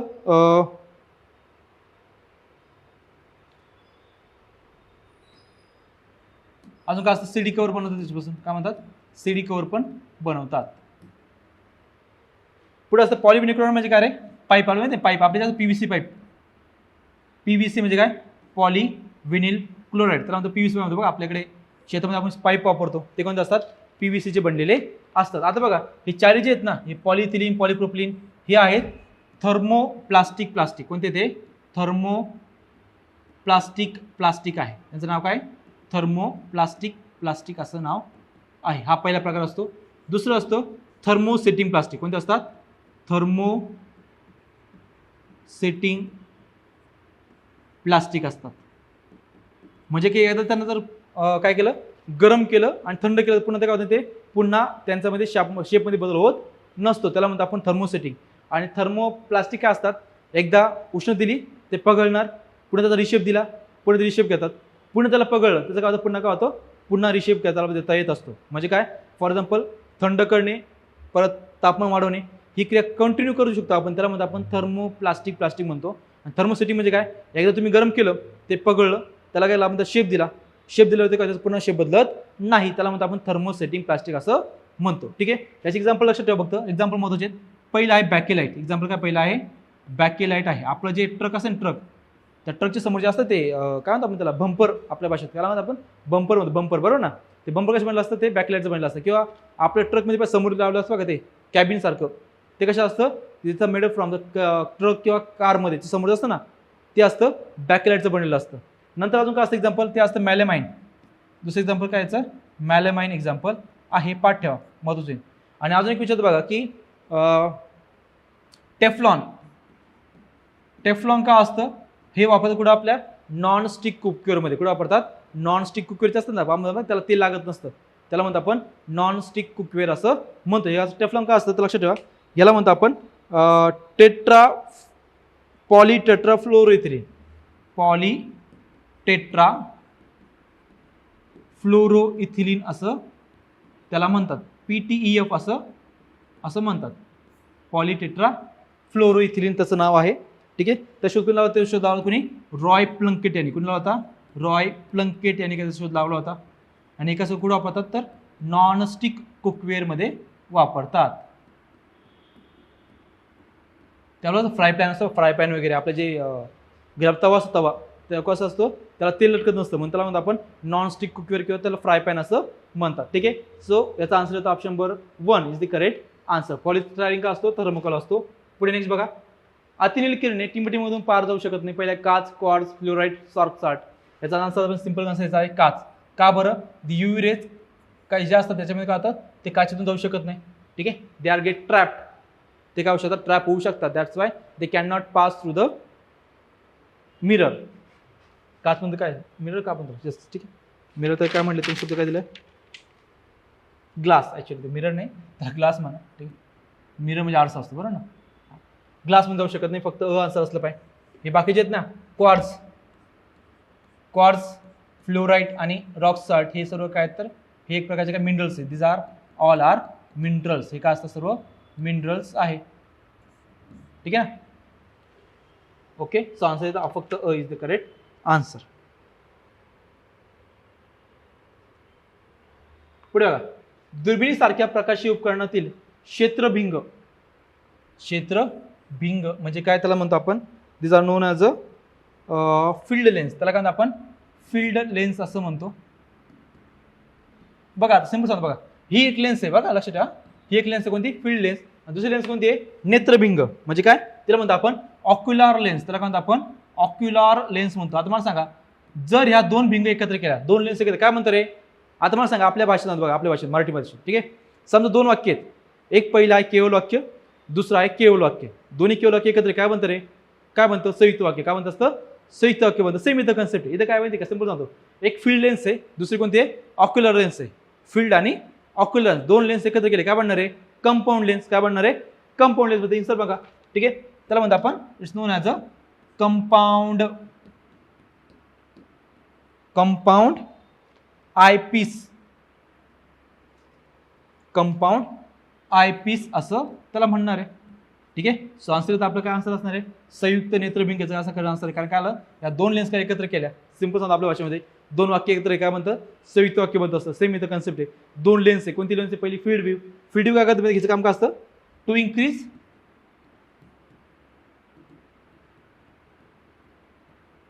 फील्ड व्ह्यू ठीक आहे, ती असते फील्ड लेन्स असते.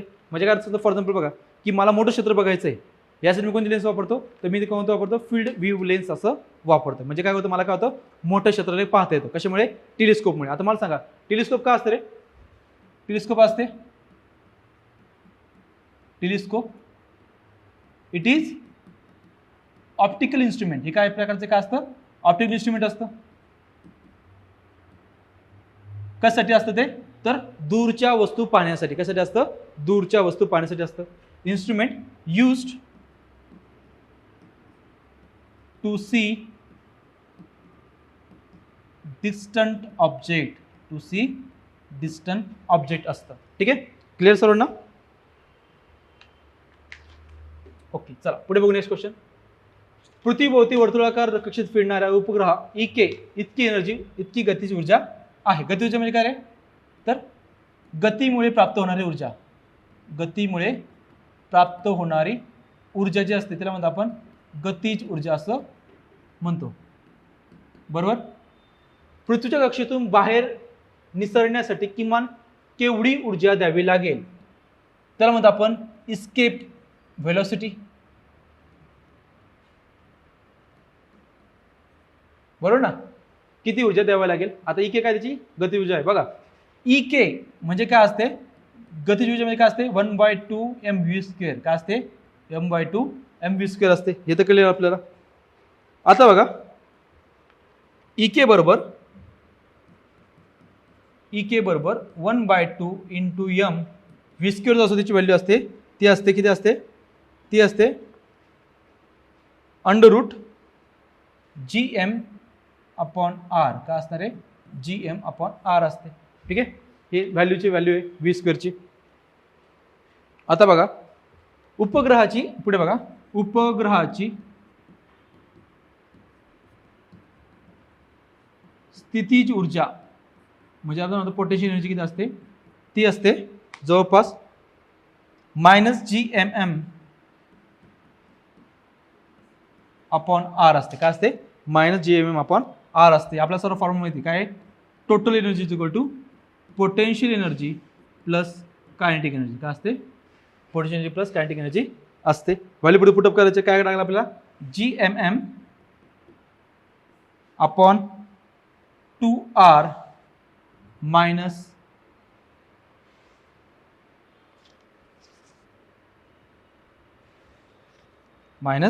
gmm/r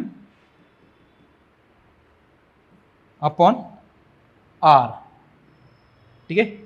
आता मला सांगा ही व्हॅल्यू किती रे, ही आहे gmm बरोबर ना, किती आहे 2 टाइम्स आहे -gmm काय नाही शेवटी काय नाही फक्त gmm/r रे. आता आपल्या सर्व माहिती gmm/r किती असतं, ते असते ke व्हॅल्यू. काय असते ke इतकी व्हॅल्यू असते.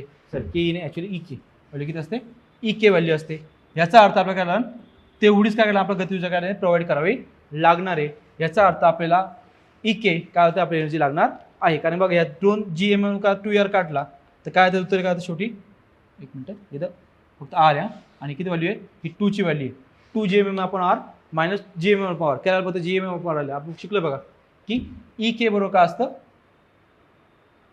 EK बरोबर काय असतं GMM अपॉन R असतं. ठीक आहे, सो आन्सर येतं आपलं काय तर EK बरोबर काय असणार आहे GMM अपॉन R असणार आहे. सो आपल्याकडे EK एवढी काय आपल्याला प्रोव्हाइड करावी लागणार आहे. ठीक आहे, म्हणजे आपल्याकडे एवढीच एनर्जी करायची आपल्याला सेम प्रोव्हाइड करावी लागते, म्हणजे जेणेकरून होईल तो काय होईल कक्षेच्या काय होईल बाहेर जाणार आहे. त्याला आपण एस्केप वेलोसिटी असं म्हणतो. किती असतं सरासरी आपली पृथ्वी किती आहे, ती आहे 11.2 किलोमीटर पर सेकंड काय असते आपली एस्केप वेलोसिटी आहे. शक्यतो कसे क्वेश्चन जे आले तर जमत असेल सॉल्व्ह करा, नाही तर सोडू नका, कारण की बघा त्याचा आन्सर चुकणं फार म्हणजे काय म्हणतो की बऱ्यापैकी चुकतात आन्सर असे. ठीक आहे, त्यामुळे जे सोपे क्वेश्चन ते सॉल्व्ह करा. ठीक आहे, असे क्वेश्चन जे त्याचा आपल्याला निघू शकत नाही आन्सर, उगाच आपल्याकडे एक्सप्लेनेशन म्हणून आपलं वाटतं काय, पण ऑन द फील्ड किंवा त्या एक्झाम हॉलमध्ये असे क्वेश्चन आले आणि ते आपलं जमत नसेल तर सरळ स्किप करा. तो टाइम काय करा दुसऱ्या क्वेश्चनमध्ये तुम्ही इन्व्हेस्ट करा. ठीक आहे, तुम्हाला त्याचा आन्सर बरोबर लवकर सापडेल. सो हे क्वेश्चन शक्यतो स्किप केलं कधी बेटर आहे, पण जर पाहायचं असेल की बघ ठीक आहे कसं आलं तर हे तुम्ही बघू शकता. ठीक आहे, त्याला काय जातं EK एनर्जी एवढी लागतं. नेक्स्ट, सन 2006 सालानंतर खालीलपैकी कोणत्या ग्रहाला सूर्यमालेतील ग्रह मानले जात नाही परंतु बटू ग्रह म्हणून ओळखण्यात येतं. सिंपल क्वेश्चन आहे, आन्सर पण सोपं आहे. मला सांगा बुध ग्रह आहे का सध्या, आहे. युरेनस आहे का, आहे. नेपच्यून आहे का, आहे. पण प्लुटो ग्रह नाही आहे. याला केलं आपण, याला काय म्हटलं आपण, याला डॉर्फ प्लॅनेट म्हणले, याला काय म्हटलं आपण बटू ग्रह म्हटलेला आहे.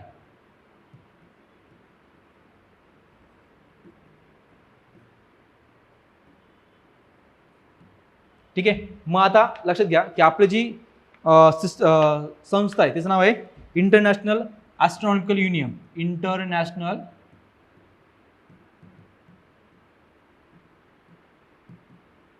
ॲस्ट्रॉनॉमिकल युनियन ही काय करते तर त्या ग्रहांचा काय दर्जा ठरवते की तो ग्रह म्हणजे त्याला ग्रह म्हणायचं की बटू ग्रह म्हणायचं. त्याने केलं होतं 2006 मध्ये काय केलं, याचा काय केलं, याचा प्लॅनचा दर्जा काढून टाकला.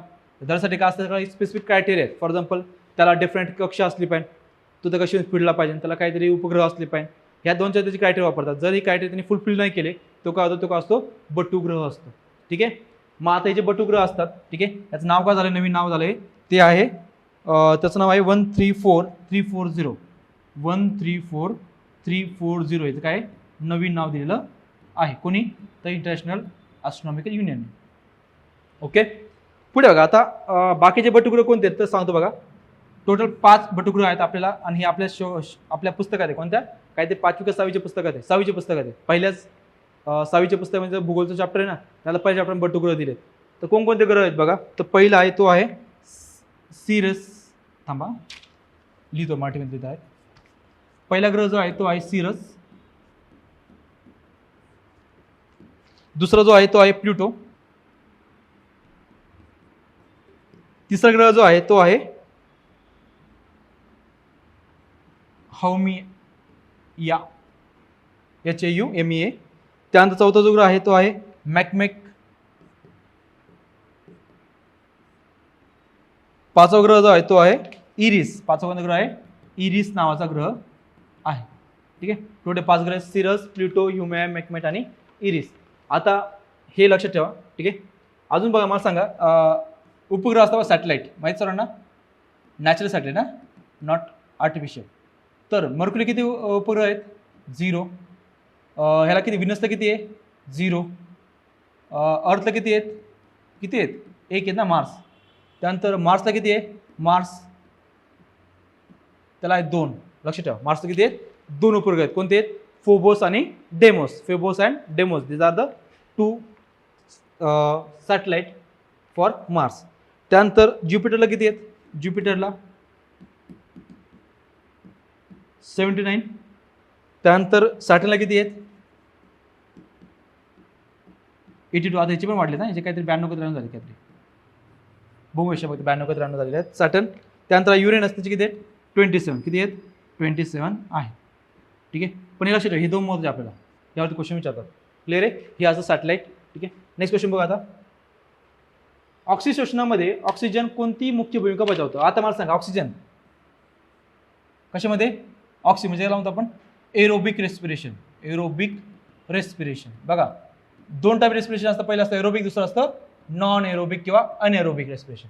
आता एरोबिक म्हणजे काय? The respiration take place with in presence of oxygen is called as a aerobic respiration. त्याला काय आपण एरोबिक रेस्पिरेशन म्हणतो. आणि दुसरं काय असतं अनएरोबिक म्हणजे काय? The respiration take place without help of oxygen is called as a anaerobic respiration असं म्हणतो. ठीक आहे. तर बघा यामध्ये काय त्यांनी काय विचारलं की ऑक्सिडेशन काय महत्त्वाची भूमिका बजावतो. तो काय असतो? तो काय करतो? तो करतो ऑक्सिडेशन. काय करतो असतो? ऑक्सिडेशन करतो. Because oxygen is act as a oxidizing agent. तो काय असतो? ऑक्सिडायझिंग एजंट असतो. आणि आपल्या सर्वांना माहिती की ऑक्सिडायझिंग एजंट का असतो? He is a good electron. का असतो? तो का असतो? Good electron. का असतो? एक्सेप्टर असतो. का असतो? Good electron. का असतो? एक्सेप्टर असतो. लक्षात ठेवा. ठीक आहे. सो हे असतं. हा का असणार आहे? उत्तम का असणार आहे? इलेक्ट्रॉन ग्राही असणार आहे, इलेक्ट्रॉन घेणार असणार आहे. ठीक आहे. आणि जो असतो ना रिड्युसिंग एजंट, रिड्युसिंग एजंट जो असतो तो असतो गुड इलेक्ट्रॉन डोनर. का असतो? गुड इलेक्ट्रॉन डोनर असतो. सो आन्सर येतं आपला option number 2 is the correct answer. ठीक आहे. There are two type respiration. पहिले आपण एरोबिक आणि अनएरोबिक. एरोबिक म्हणजे काय? ऑक्सिजन सोबत. आणि अनएरोबिक म्हणजे काय? Without oxygen. ठीक आहे. क्लिअर आहे. नेक्स्ट क्वेश्चन बघू. अतिश्रमामुळे बघा बाळा सोपं क्वेश्चन आहे. अतिश्रमामुळे म्हणजे काय? जास्त काम केल्याने, जास्त श्रम घेतल्याने.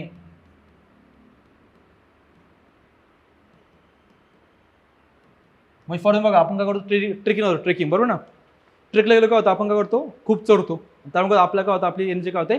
एक्झॉस्ट होते. समजतंय? बरोबर आहे. आपली एनर्जी काय होते? एक्झॉस्ट होते. म्हणजे आपल्याकडे एकही एनर्जी राहत नाही. एनर्जी काय होते? एक्झॉस्ट होते. बरोबर. त्यावेळेस काय होतं की हे जे लॅक्टिक ॲसिड आहे, दिस लॅक्टिक ॲसिड काय करतं? It converted in to the glucose. आणि आपल्याला काय वाटतं? एनर्जी भेटते. आणि त्यामुळे बघा जास्त लॅक्टिक ॲसिड काय होतं? आपल्या बॉडीत सिगरेट होतं. त्याच काय होतं? आपल्या पायाला काय होतात? पेटके येतात. काय होतात? पायाला काय होतात? पेटके येतात. पायाला काय होतात? पेटके येतात. ठीक आहे. आपल्या पायाला काय होतं? गोळे येतात. आपण म्हणतो आपल्या पैसे पेटके म्हणजे काय? गोळे येणं. आपले पाय बघा पाय दुखतात एकदम. ठीक आहे. तर त्याला म्हणतो आपण पायाला पेटके येणं. कशामुळे? Because of this lactic acid. Because of this lactic acid. So answer येतं आपला ऑप्शन नंबर 1. ह्याचं काय असणार? करेक्ट आन्सर असणार आहे. हा सोपा क्वेश्चन आहे. हा स्टेट बोर्डचा क्वेश्चन आहे म्हणून बस बघा बाबांनो. म्हणजे मला जर कोणी पर्सनली विचारलं की सायन्सला काय केलं पाहिजे, तर मी सिंपल सांगेल की बाबांनो तुम्ही 6वी ते 10वी स्टेट बोर्ड सायन्सचे एवढे चांगले करा की तुम्हाला त्यातलं कोणतंही वाक्य चुकलं नाही पाहिजे. विथ कन्सेप्च्युअल 6वी 10वी स्टेट बोर्ड चांगले करायचे. प्लस 11वी 12वीचे पुस्तक जे आहेत कशाचे? बायोचे. 11वी बायोलॉजी स्टेट बोर्ड हा NCERT आणि 12वी बायोलॉजी हे दोन्ही पुस्तकं करायचे. यातले जे टॉपिक विचारले पेपरला फॉर एक्झाम्पल बघा animal classification, control coordination, respiration, photosynthesis. बरोबर. त्यानंतर काय बायोटेक्नॉलॉजी पार्ट असेल, human health and disease part असणार आहे, किंवा मग मेंटलचे बघा ते लॉ वगैरे दिलेत. तर तुम्हाला ते पार्ट विचारतो ना पेपरमध्ये, तर तो अतिशय चांगला करा. तो कंट्रोल कोऑर्डिनेशन पार्ट जो आहे ना त्याच्यावर एवढे क्वेश्चन विचारले आतापर्यंत. आणि ते क्वेश्चन अतिशय अवघड असतात. म्हणजे ज्याचं 11वी बायोलॉजी चांगलं आहे त्याला आन्सर येतात. आणि ज्याचं बायोलॉजी सायन्सला भरतात तो काय होतो? पास होतो. जवळपास 20 क्वेश्चन असतात सायन्सचे. ज्याचे 15-16 बरोबर आले तो 100% काय असतो? इन असतो. आणि ज्याचे मार्क्स 7-8 आले सायन्सला समजून त्याचं काय होतं? तो 100% काय होतो? बाहेर पडतोय. बऱ्यापैकी हे सत्य आहे. ज्याला सायन्सला मार्क्स पडतात त्याला काय होतं? तो 100% काय होतो? इन असतो. म्हणजे मला पण असं पर्सनली वाटतं की माझं सायन्स थोडं बरं आहे त्यामुळे काय होतं? मी इन होतोय because of this science factor. म्हणून लक्षात ठेवा की स्टेट बोर्ड करा 6वी 10वी सायन्सचे पूर्ण. ठीक आहे. आणि त्याचे आपण म्हणतो ना की रीड बिटवीन लाईन करा. म्हणजे फक्त असं नाही की फक्त मी घेतलं पुस्तक 2 घंटे चाळण संपलं. ठीक आहे. असं करू नका. प्रत्येक जो पॉईंट दिला आहे समजा फॉर एक्झाम्पल त्यांनी विचारलं की अनुकूलन क्षमता का असते, ॲडॅप्टेशन का असतं, तर तुम्हाला ॲडॅप्टेशन करताना तुम्हाला सगळं माहीत असलं पाहिजे की सपोज उंटामध्ये काय होतं, त्या इकिदनामध्ये काय होत असतं. ठीक आहे. किंवा मग अतिशय दुसऱ्या प्राण्यामध्ये काय होतं. समजा फॉर एक्झाम्पल प्लांट आहे, प्लांटमध्ये काय काय घडतं, त्यात ते काय कशा प्रकारे ॲडॅप्टेशन करतात. ठीक आहे. किंवा स्नो लेपर्डमध्ये काय होतं. तुम्हाला या सगळ्या गोष्टी माहीत झाल्या पाहिजे. ठीक आहे. ते एक्झाम्पल त्याचे ॲनालिसिस प्लस त्याच्यामध्ये जे काही की पॉईंट्स आहे ते पॉईंट तुम्ही लिहून घेतले पाहिजे कुठेतरी, किंवा त्याचे नोट्स बनवून ठेवा स्वतःच्या की मला हे पॉईंट शेवटच्या दिवशी पाहिजे. समजा फॉर एक्झाम्पल पेपर उद्या आहे तर मी काय करणार आहे आदल्या दिवशी म्हणजे त्याच्या समजा सकाळी काय करी मी सायन्सचे जे 20-25 पानं असते माझे काय करते मी रेडी करून घेतो. जेणेकरून मला एक्झाममध्ये काय त्याचा फायदा होत असतो. ठीक आहे, त्यामुळे सायन्सच्या स्टेट बोर्ड वाचा, त्याचे नोट्स बनवा स्वतःच्या हाताने. ठीक आहे, आणि जे काही एक्स्ट्रा पॉईंट आहे तुम्हाला वाटले की हा पॉईंट इम्पॉर्टंट आहे, तो तिथे काय जागा सोडायची सेपरेट, तिथे लिहून काढायचा. ठीक आहे, त्याचा फायदा होता आपल्याला. ठीक आहे, त्यामुळे सायन्स करण्यासाठी हे 3 गोष्टी महत्त्वाच्या आहेत, ते व्यवस्थित करा. बरोबर. सो आन्सर येतं आपलं काय, option number 1 is the correct answer. बाकीचे बघा आता, इथेनॉल काय रे, इथेनॉल काय हे असतं CH3 CH2OH. काय करतो आपण त्याला इंधन म्हणून काय करतो, त्याला यूज करतो, काय करतो इंधन म्हणून वापर करतो. ते काय वापरतात ते हे जे असतात ते काय म्हणतात मला अल्कोहोल म्हणून काय करतो आपण त्याला वापरतो. ठीक आहे, पुढे फॉर्म्युला कोणमध्ये असतं रे, ते असतं अँटमध्ये. कोणामध्ये असतं, अँटमध्ये असतं. मुंगीमध्ये, मुंगी चावलं का तर आपल्याला आग होते ना, बिकॉज ऑफ दिस फॉर्मिक असेल. पुढे असतं ॲस्कॉर्बिक ॲसिड म्हणजे काय, व्हिटॅमिन सी. काय असतं, व्हिटॅमिन सी मध्ये काय ॲस्कॉर्बिक ॲसिड असतं. त्याचे मेन सोर्स काय असतो, तो असतो citrus fruit is the main source of vitamin C. Clear आहे. So option number 1 is the correct answer. पुढे बघा, खालीलपैकी कोणता पर्याय बरोबर आहे. कर्द पिवळे मूत्र, मॅलेन्युरिया, रंगहीन मूत्र, निर्जलीकरण, रक्तरंग मूत्र, हिमॅच्युरिया आणि हिरवट रंगाचे मूत्र बीट खाल्ल्यामुळे. त्याचा आन्सर सांगतो बघा. हिमॅ म्हणजे काय, तर ब्लड. हिमॅ म्हणजे काय, ब्लड. हिमॅग्लोबिन किंवा हिमॅ म्हणजे काय, ब्लड असतं. जर आपल्या लघवीमध्ये काय आलं, जर रक्त आले असेल, लघवीमध्ये काय आहे रक्त असेल,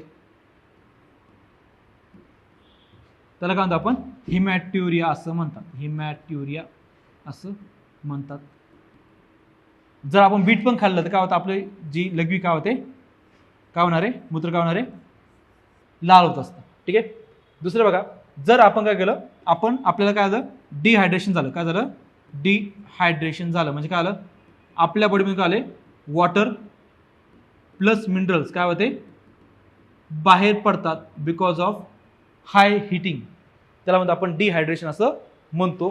ठीक आहे. त्यावेळेस आपलं जे मूत्र कसं म्हणतं, इट बिकम येलो कलर. कसं म्हणतं, ते पिवळ्या रंगाचं बनतंय. याला म्हणतो आपण डिहायड्रेशन असं म्हणतो. मेलॅन्युरिया काय असतं माहिती का, मेलॅन्युरिया म्हणजे काय, तर आपलं जे ब्लड आहे, आपलं जे मूत्र कसं बनतं, ब्राऊन बनतं. कसं बनतं, ब्राऊन बनतं, ब्राऊन कलरचं बनतं. त्याला म्हणतो आपण मेलॅन्युरिया म्हणतो. Because of this which factor तो असतं, त्याला म्हणतो आपण बिकॉज ऑफ मेलॅनोमा. बिकॉज ऑफ मेलॅनोमामुळे काय होतं, आपलं जे ब्लड कसं बनतं, आपलं युरिया कसं बनतं, ब्राऊन बनतं. ठीक आहे. सो लक्षात ठेवा, आन्सर येतं आपलं. आणि बघा, हे हिरवट प्रकारचं काय संबंध नाही. ठीक आहे. सो आन्सर आपलं हे. ठीक आहे. निर्जलीकरणमध्ये काय होतं, ते बनतं येलो. ठीक आहे, क्लिअर आहे. So answer is option number 3 is the correct answer. Next, खालीलपैकी कोणता आजार बरा करण्यास ॲग्रीमायसिन वापरतात. ऑप्शन 1 आहे कवक आजार, विषाणू आजार आणि जीवाणू आजार. त्याचं जे आन्सर आहे ते आहे जीवाणू आजार. त्याचं काय करेक्ट आन्सर आहे. कोणता आन्सर आहे, जीवाणू आजार. कवक आजार म्हणजे काय, फंगल डिसीज. आता आपण काय करू, थोडे प्रत्येकाचे एक्झाम्पल बघूया. ठीक आहे. पहिलं बघू आपण, तो म्हणजे काय, जीवाणू आजार. ठीक आहे. कोणकोणते आजार असतात बरं. पहिला आहे क्षयरोग. क्षयरोग कशामुळे होतो, तो होतो मायकोबॅक्टेरियम ट्युबरक्युलोसिस. मायकोबॅक्टेरियम ट्युबरक्युलोसिस यामुळे काय होतो, आजार होतो. दुसरा जो असतो आजार तो आहे कोणता आहे, तो आहे टायफॉइड. टायफॉइड कशामुळे होतो, साल्मोनेला टायफीमुळे होतो. ठीक आहे. तिसरा कोणता असतो बघा, मी फक्त नाव सांगतो आता, ॲक्च्युली शक्य होणार नाही. ठीक आहे. पहिला आहे क्षयरोग. कशामुळे होतो रे, कशामुळे होतो, मायकोबॅक्टेरियम ट्युबरक्युलोसिसमुळे होतो. दुसरा आहे टायफॉइड. कशामुळे होतो, साल्मोनेला टायफी या जीवाणूमुळे होतो. तिसरा आहे कॉलेरा. कशामुळे होतो, विब्रिओ कॉलेरी नावाचा जो जीवाणू आहे तो काय होतो, आपल्या पाण्यात दूषित पाण्यातून आपल्या बॉडीमध्ये जातो आणि आपला काय होतो, कॉलेरा आजार होतो. पुढे असं घटसर्प. कशामुळे होतो, तो होतो कॉर्निओबॅक्टेरियम डिप्थेरियामुळे. कशामुळे होतो, कॉर्निओबॅक्टेरियम डिप्थेरियामुळे होतो आपला घटसर्प आजार होतो. नंतर असतो डांग्या खोकला. कशामुळे होतो, त्याच्यामुळे होतो बॉर्डीटेला पर्ट्युसिस. कशामुळे होतो, बॉर्डीटेला पर्ट्युसिसमुळे काय होतं, आपल्याला डांग्या खोकला आजार होतो. म्हणजे बघा, क्षयरोग, टायफॉइड, कॉलेरा, घटसर्प, डांग्या खोकला, न्यूमोनिया हे काय सर्व जीवाणू आजार आहेत. त्यासोबत बघा कुष्ठरोग. माहिती आहे कुष्ठरोग, बाबा आमटेचं काम बघा याच्यामध्ये. कुष्ठरोग त्याला म्हणतो आपण हॅन्सन आजार. त्याला काय म्हणतो आपण हॅन्सन रोग असं म्हणतो. हा कशामुळे होतो, तर हा होतो कशामुळे, तो होतो मायकोबॅक्टेरियम लेप्रिमुळे. मायकोबॅक्टेरियम लेप्रीमुळे काय होतो, हा आजार होतो. त्याला काय म्हणतात? हॅन्सन डिसीज म्हणतात. हे सर्व काय आहे? सर्व जीवाणू आजार आहे. क्षयरोग, टायफॉइड, कॉलेरा, घटसर्प, डायन खोकला, न्यूमोनिया, कुष्ठरोग हे सर्व काय जीवाणूमुळे होणारे आजार आहेत. आता बघा विषाणूमुळे आजार कोणते आहेत बघा. विषाणूमुळे आजार होतात ना, पहिली गोष्ट म्हणजे काय आपला आहे तो म्हणजे HIV एड्स बरोबर ना. पहिला कोणता आहे? AIDS, acquired immunodeficiency syndrome. पहिला कोणता असतो? एड्स आजार कशामुळे होतो? HIV मुळे होतो. HIV म्हणजे काय? ह्युमन इम्युनो व्हायरसमुळे काय होतो? हा आजार होतो. हा कसा आहे? हा आहे सिंगल स्टँडर्ड RNA व्हायरस. कोणता? हा सिंगल स्टँडर्ड RNA व्हायरस असतो. दुसरा आहे COVID-19, सर्व माहिती आहे. त्याचा विषाणू कोणता? त्याचं नाव आहे SARS-CoV-2. सार्स म्हणजे काय? South Asian respiratory syndrome. COVID-2 त्याचं नाव दिलेलं आहे. त्याला काय नाव दिलं? COVID-19 नाव पडलेलं आहे. पुढे आहे रेबीज. कशामुळे होतो? रेब्डो व्हायरसमुळे होतो.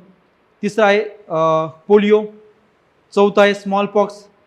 तो कशामुळे होतो? व्हेरिओला आजार डिसीज व्हेरिओला व्हायरसमुळे होतो. त्यानंतर अजून कोणता असतो? कांजिनिया आणि इबोला. हे कशामुळे सर्व कशामुळे होतात? व्हायरसमुळे आजार होतात. पुढे आहे प्रोटोझोआमुळे काय होतं रे? प्रोटोझोआ डिसीज कोणता आहे? मलेरिया. कशामुळे होतो? Because of this plasmodium virus. Because of this plasmodium व्हायरसमुळे काय होतं? आपल्याला प्रोटोझोआ आजार होतो.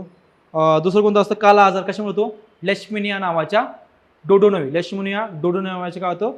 तो जो व्हायरस त्याच्यामुळे काय होतं? आपल्याला काळा आजार होतो. आणि त्याचं जे व्हेक्टर काय आहे? त्याचं नाव आहे सँडफ्लाय. काय नाव आहे त्याचं? सँडफ्लाय नाव आहे. क्लिअर आहे? अजून काय असतं? अजून कोणतं आहे? रिंगवर्म म्हणजे फंगसचं कोणतं रे? रिंगवर्म म्हणजे आपल्या बघा ते गजकरण होतं बघा, बरोबर ना. गजकरण किंवा पायाला काय होतं? असं गजकरण होतं बघा, त्याचं डॉट डॉट असं पाहिजे होतं. त्याला म्हणतो आपण रिंगवर्म. ते कसं आहे? ते कोणता आजार आहे?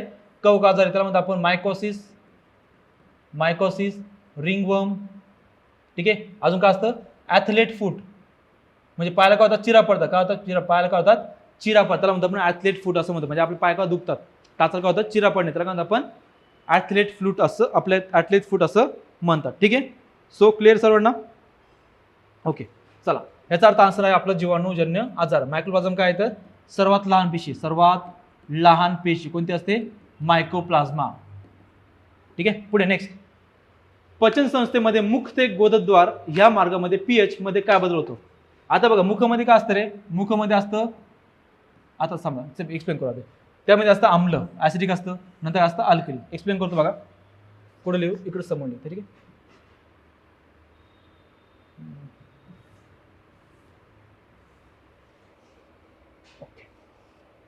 बघा, पहिलं असतं माउथ. पहिला पार्ट कोणता आहे? माउथ. यामध्ये काय असतं? आपल्या दात असतात. ठीक आहे. We have teeth. ठीक आहे. 32 दात असतात. आयसीपीएम, इन्सायझर, केनाइन, प्रीमोलर आणि मोलर. आयसीपीएम 4 प्रकारचे दात असतात आपल्याकडे. टोटल 32 दात असतात. तर माउथमध्ये जे होतं त्यामध्ये असं सलायवा. काय असतं? सलायवा असतो. हा सलायवा जो असतो हा कसा असतो रे? ॲसिडिक. कसा असतो? ॲसिडिक. हे तर कळलं बरोबर आहे. म्हणजे पहिला आला आम्ल. पुढे काय होतं? हे होतो कुठं? तो येतो आपल्या पुढच्या पार्टमध्ये. त्याचं नाव आहे फॅरिंग्स. त्याचा पार्ट कोणता आहे? फॅरिंग्स पार्ट आहे. त्यानंतर येतो लॅरिंग्स. कुठे येतो? लॅरिंग्समध्ये येतो. पुढे येतो इसोफॅगस. कुठे येतो? इसोफॅगसमध्ये येतो. ठीक आहे. त्यानंतर पुढे येतो तो म्हणजे कुठे येतो आपला? तो येतो स्टमकमध्ये. कुठे येतो? स्टमकमध्ये येतो. स्टमकमध्ये काय असतं? HCl. काय असतं? HCl असतं. म्हणजे काय असतं ते? ॲसिडिक. कसं असणार आहे? ॲसिडिक असणार आहे. ठीक आहे. आता स्टमकमध्ये जो पार्ट आहे, ठीक आहे, स्टमकचे जे पार्ट आहे त्यामध्ये काय असतं? त्यामध्ये 3 प्रकारचे स्टमक असतात. कार्डियक, दुसरं असतं फंडिक आणि तिसरं असतं पायलोरिक. ठीक आहे. त्यानंतर स्टमकमधून कुठे येतं? तर ते येतं आपलं. ठीक आहे. नेक्स्ट पुढे येतं ते येतं इंटेस्टाईनमध्ये. कोणतं इंटेस्टाईन? Small intestine. कुठे येतं? स्मॉल इंटेस्टाईनमध्ये येतं. ठीक आहे. इथे जे ग्लँड आहे त्याचं नाव आहे लिव्हर. ठीक आहे. ते कोणते? लिव्हर आहे. लिव्हरमध्ये असतं बाईल ज्यूस. काय असतं? बाईल ज्यूस असतं. आणि दिस बाईल ज्यूस कसं असतं? pH असतो त्याचा 7.4. म्हणजे कसं असतं रे? बेसिक. कसं असतं? बेसिक म्हणजे काय असतं? अल्कली. कळतंय? कसं असणार आहे? बेसिक असणार आहे. ते काय होतं? याच्यामध्ये काय होतं? मिक्स होतं. ठीक आहे. आणि बिकॉज इट बिकम अल्कली. कसं बनतं? अल्कली बनतं. इंटेस्टाईनचे 3 पार्ट आहे. डिओडेनम, जिजुनम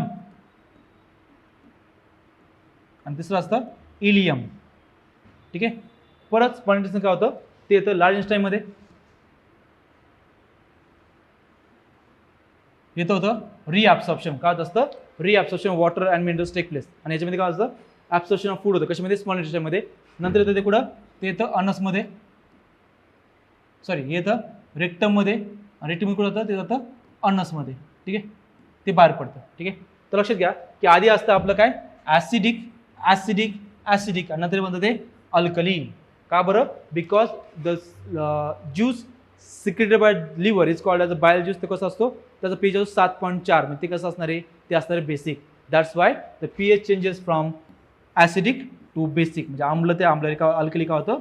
पीएच होत असतो. ठीक आहे, so answer is option number 3 is the correct answer. पुढे बघा, खालीलपैकी कोणते मॅक्रोन्युट्रिएंट आहे? खालीलपैकी कोणते मॅक्रोन्युट्रिएंट आहे? आता बघा, देर आर, हा तो सांगतो आधी.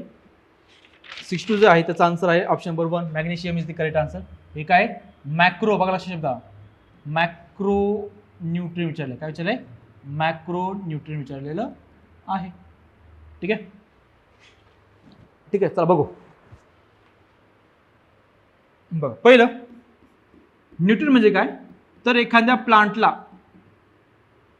प्लांटला वाढीसाठी जे काही घटक लागतात त्याला म्हणतो आपण काय म्हणतो? आपण त्याला न्यूट्रिएंट असं म्हणतो. The element required for proper growth of a plant is called as a nutrient. They are known as a nutrient असं त्याला म्हणतो आपण. त्याचे पडतात 2 टाईप. पहिला असतो मॅक्रोन्यूट्रिएंट. मॅक्रो म्हणजे जास्त मोठ्या प्रमाणामध्ये. दुसरे असतात मायक्रो. दुसरे असतात मायक्रो म्हणजे काय रे?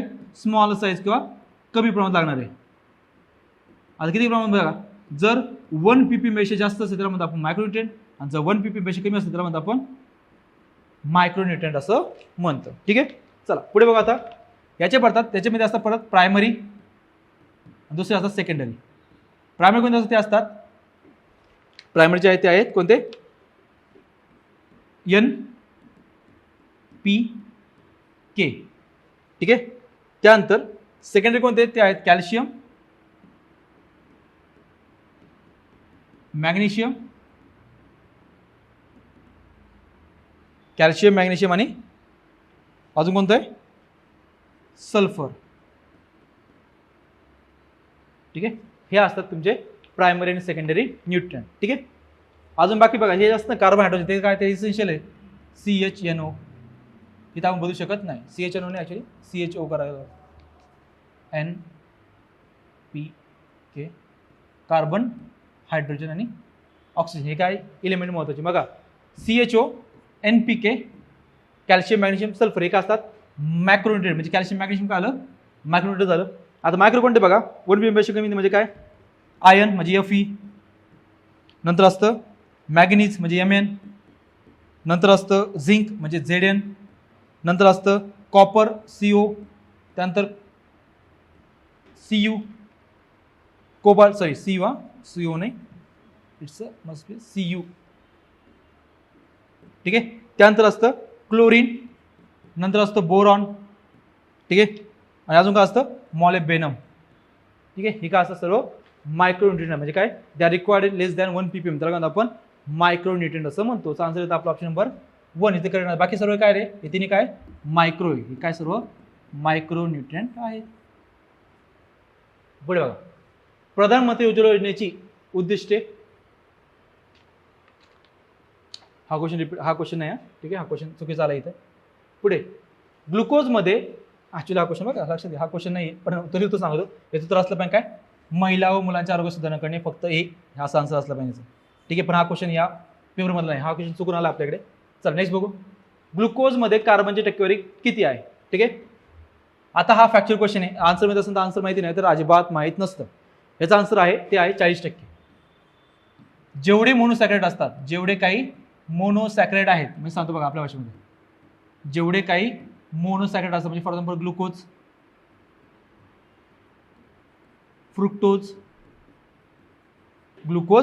फ्रुक्टोज आणि अजून कोणता? गॅलॅक्टोज. यामध्ये कार्बन किती असतो? तो असतो 40%. किती असतो? 40% असतो. ग्लुकोज, फ्रुक्टोज, गॅलॅक्टोज मध्ये काय असतं? कार्बन किती असतो? 40% असतो. आणि जे बघा, जे डायसॅक्राइड्स आहे, डायसॅक्राइड्स म्हणजे काय? दे हॅव 2 ग्लुकोज मॉलिक्यूल और दे हॅव 2 मोनोमर्स. त्याला काय आपण डायसॅक्राइड्स असं म्हणतो. त्याचे एक्झाम्पल जे आहे ते आहे कोणते? सुक्रोज, माल्टोज आणि लॅक्टोज. ही सर्व काय असतात, ही सर्व काय डायसॅकराइड याच्यामध्ये काय असतं, याचं प्रोपोर्शन जे असतं ते असतं 42.11% ते असतं 42.11% काय असतं, यामध्ये कार्बन असतो. काय असतो, कार्बन. हे फॅक्ट्स आहे, पार्ट असलं पाहिजे. ठीक आहे, याचं काही एक्सप्लेनेशन नाही की तुम्हाला काय असलं पाहिजे. ठीक आहे, मोनोसायकलमध्ये 40% कार्बन असतो, याच्यामध्ये काय असतो 42.11% काय असतं, कार्बन असतं. 42.11 म्हणा किंवा 42.1% म्हणा. ठीक आहे, दोन्ही चालतं. वाटलं त्याला 42.11 टाक करू, वाटलं तरीच अवघड असलं तुम्हाला तर 42% करा, जास्त टेन्शन नाही घेऊ. 40% का कार्बन असतो कशामध्ये, तर या डायसॅकराइड्समध्ये. पुढे बघा, पुरातन काळापासून वनस्पती आजार बरे काढण्यास्तव व आरोग्य सदृढ स्तव वापरली गेली आहेत. आपल्या उपचार पद्धतीमधील अर्ध्यापेक्षा अधिक वनस्पती जन्य आहेत. भारतीय औषधी वनस्पतींच्या शब्दावलीत 3000 वनस्पती आहेत. वनस्पतीचा कोणता भाग सर्वात अधिक औषधीयुक्त म्हणून वापरला जातो? ठीक आहे, ऑप्शन 1 आहे मुळे, साल, पाने आणि बिया. ठीक आहे, आपण बघतो बघा की तो म्हणजे सर्पगंधा. सर्पगंधा ही जी वनस्पती आहे याचा फायदा काय असतो, तर हे काय करते, जर साप चावला, सापचं विष असतं त्याचं काय करते, प्रतिबंध करते. म्हणजे फॉर एक्झाम्पल साप चावला त्याला काय करतात, त्याला सर्पगंधा करतात, त्याला खायला जातं. आता ही जी सर्पगंध आहे ना, ही जे मूळ असतं, मूळ हे काय करतात, वापरतात. मुळं काय करतात, वापरतात. म्हणजे आपण त्याला म्हणतो ना की ते मुळं बनवून काय होतं, त्याला काय होतं, ते विष आहे त्याचं म्हणजे थोडक्यात हे काय करतं माहिती का, आपलं जे ब्लड प्रेशर आहे ना, बिकॉज ऑफ दिस विषामुळे काय होतं, वाढलं तर काय होतं, कमी करतं. काय, हे सर्पगंध. त्यामुळे काय होतं, माणूस काय होतं, वाचतो की त्याचं काय होतं, जीव जात नाही, बिकॉज ऑफ दिस सर्पगंधा. याचा तर होतं की आपल्या भारतामध्ये ज्या काही वनस्पती आहे त्यातला म्हणजे आपण म्हणतो ना की पूर्वीचे सुश्रुत होते किंवा मग कोण होते अजून जे काही मोठे मोठे वैद्य होते, जीवक असेल वगैरे, हे काय करायचे, तर वनस्पतीमध्ये जे काही पानं असेल, बिया असेल किंवा खोड असेल किंवा मूळ असेल याचा वापर करायचे कशासाठी, औषध बनवण्यासाठी. पण त्यात सर्वात जास्त वापर करायचे तर मुळापासून करायचे, सर्वात जास्त काय करायचे, औषधं बनवत असेल. ठीक आहे, म्हणजे काय करतात, तर वनस्पतीचा मुळाचा भाग जो काय करतात, सर्वात जास्त करतात ते औषधी म्हणून काय वापर करत असे. फॉर एक्झाम्पल सर्पगंधा वनस्पतीचं काय मूळ काय करतात, वापरतात. ठीक आहे, क्लिअर आहे. सो ऑप्शन नंबर 1 ह्याचं काय असणार आहे, करेक्ट ऑप्शन असणार आहे ऑप्शन 1 मुळे करेक्ट आन्सर. पुढे बघा, पुढीलपैकी कोणते क्षार शरीरातील आम्ल क्षार ऍसिड बेस संतुलन राखते? कॅल्शियम, सोडियम, पोटॅशियम आणि लोह. याचे उत्तर असलं पाहिजे सोडियम पोटॅशियम दोन्ही असलं पाहिजे होतं. पण यावेळेस उत्तर केलं दिले सोडियम दिले आहे, बिकॉज सोडियम काय करतं आम्ल क्षार म्हणजे ऍसिड बेस काय करतं, मेंटेन करतं. म्हणजे काय करतं, आपले मिनरल्स काय करतात, मेंटेन करत असतं. कोण, सोडियम करत असतं. ठीक आहे, तर बघा आपल्या बॉडीमध्ये असतो एक, तो असतो सोडियम पोटॅशियम पंप असतो. का असतो, सोडियम पोटॅशियम पंप असतो. ठीक आहे, सपोज फॉर एक्झाम्पल आपली सेल आहे. ठीक आहे, अच्छा असं काढ पण चालेल काढा पण. ठीक आहे,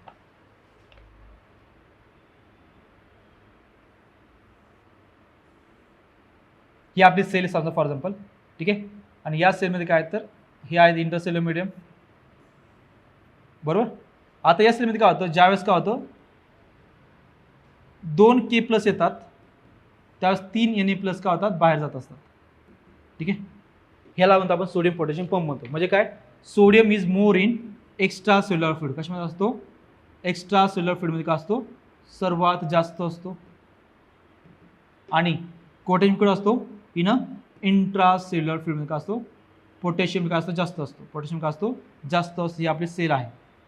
ठीक आहे, याला म्हणतात सोडियम पोटॅशियम पंप. आता काय करतो, तर आपल्या बॉडीतले काय करतो, सोडियम म्हणजे आपल्या बॉडीचे आम्ल म्हणजे ऍसिड आणि बेस काय करतो, कंट्रोल करतो. कोण करतो, सोडियम आणि पोटॅशियम. तर आन्सर दिले फक्त सोडियम दिलं, so answer is sodium is the correct answer. आणि जर बघा सोडियमचं जर पर्सेंटेज वाढलं तर काय होईल, आपला ब्लड प्रेशर काय होतो, हाय होत असतो. Because of this sodium potassium काय वाढलं तर. आणि कमी झालं काय होतं, बीपी काय होतं, आपला लो होतो. समजतंय. So sodium play important role in heartbeat. जर सोडियम वाढलं म्हणजे आपल्या बॉडीमध्ये मीटरचं प्रमाण आपण वाढलं का आपल्याला काय होऊ शकतं, मे बी आपला हार्ट अटॅक येऊ शकतो, आपल्या बीपीला त्रास, आपल्या बीपीचा त्रास होऊ शकतो. ठीक आहे, so answer is option 2 is the correct answer. पुढे बघा, रासायनिक पदार्थांचा आर्द्रताग्राही त्याला म्हणतो आपण हायग्रोस्कोपी. हायग्रोस्कोपी असं त्याला म्हणतात. गुणधर्म दर्शवतो की तो चांगला काय असणार आहे, ऑक्सिडीकारक अभिकर्ता, निर्जलन अभिकर्ता, शपनकारक अभिकर्ता, क्लिष्टीकरण अभिकर्ता किंवा यापैकी. तर बघा आता हे असतं ऑक्सिडेटिव्ह एजंट,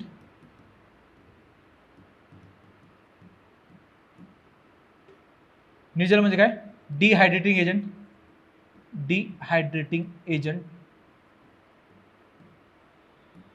तिसरं असतं शपनकारक म्हणजे काय, रिड्युसिंग एजंट. तर बघा की आपल्या माहिती आहे की समजा हे जे असतात ना, काय म्हणतात त्याला,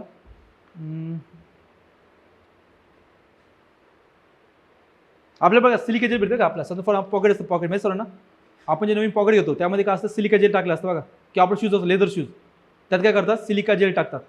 आता सिलिका जेल काय असतं माहिती का, हे असतं हायग्रोस्कोपिक. का असतं, हायग्रोस्कोपिक असतं. म्हणजे काय करतं की ते जे वातावरणाचे की मॉइश्चर ते काय करतं, ॲब्सॉर्ब करतं. मॉइश्चर काय करतं, ॲब्सॉर्ब करतं. त्यामुळे आपले जे बूट किंवा आपले जे लेदरचं जे पॉकेट ते काय होत नाही, खराब होत नाही. दॅट्स वाय ते काय असतं, it act as a good डिहायड्रेटिंग agent. It act as a good डिहायड्रेटिंग agent असतं. समजतंय. म्हणजे फॉर एक्झाम्पल बघा, समजा आपल्याकडे लेदर शूज आहे, त्या शूजला जर का पाणी लागलं काय वेळी शूज का खराब होतो, किंवा त्याला मॉइश्चर काय होतं, ते शूज करणार आहे त्याच्यात फंगस येतं आणि ते शूज काय होणार आहे, खराब होणार आहे. हे होऊ नये यासाठी काय असतं, आपण करतो त्याच्यामध्ये काय करतो, सिलिका जेल टाकतो. आणि जे सिलिका जेलमुळे काय होतं की जे काही मॉइश्चर ते काय ॲब्सॉर्ब करतो, त्यामुळे काय होत नाही, आपला जो बूट आहे किंवा आपला जे काही लेदरचं जे काही जॅकेट आहे किंवा आपलं जे काही शूज आपलं पॉकेट ते काय होत नाही, खराब होत नाही. That's why they good डिहायड्रेटिंग agent असतात. ते काय करतात, रिमूव्ह वॉटर, ते काय करतात, रिमूव्हल ऑफ वॉटर करतात, रिमूव्हल ऑफ वॉटर करतात. So option 2 is the correct answer. पुढे बघा, महाराष्ट्र शासनाचे प्राणी संधारण बिल 1995 ज्याला राष्ट्रपती मान्यता 1 महिन्यापूर्वी मिळाली, खालीलपैकी कोणत्या प्राण्याला वगळता जेणेकरून त्यांची कत्तल केली जाऊ शकते. तर ऑप्शन आहे आपलं बैल व सांड. आता बघा मला सांगा, आता कसं, याला एक थोडं लॉजिक लावा. पहिलं आहे की महाराष्ट्र शासनाचे प्राणी संरक्षण बिल कधीच 1995, त्याला मान्यता कधी भेटली, तर 2015 मध्ये भेटली. तर त्यांनी विचारलं होतं की या बिलामध्ये कोणत्या प्राण्याला सुटका देण्यात आली होती. तर पहिलं आहे बैल आणि आता मला सांगा, पहिली गोष्ट गाय शक्य का, नाही, भारत पेटेल, बरोबर ना, बरोबर ना. कारण काय होतं की गायला काय करतात आपल्यामध्ये गो माता संरक्षक, बरोबर ना. तर गायीचा संबंध संपला, लॉजिक लागलं की गाय तर येऊ शकत नाही. पुढे बघा बैल काय, तर आपल्या शेतकऱ्यांसाठी काय अतिशय महत्त्वाचं आहे, त्यामुळे याला पण याची कत्तल करणे पण काय शक्यतो टाळले जातं. झालं, संपलं विषय. यापैकी नाही तर असं होऊ शकत नाही. राहिले काय होतं, म्हैस आणि तिची बछडी, तर यांची कत्तल करण्यासाठी त्यांनी सूट दिलेली होती. ठीक आहे. सो ऑप्शन नंबर 3 याचं काय असणार, करेक्ट आन्सर असणार आहे ऑप्शन नंबर 3. पुढं, महाराष्ट्रामध्ये 12माही वाहणाऱ्या नदी कोणती. पहिला नर्मदा, कावेरी, गोदावरी, यापैकी कोणतीही नाही. ठीक आहे. 68 क्वेश्चन दिलाय. ठीक आहे. तर याचा आन्सर काय असणार आहे, नर्मदा वाहते का 12माही, नाही. कावेरी नाही, ती किती वाहते फक्त.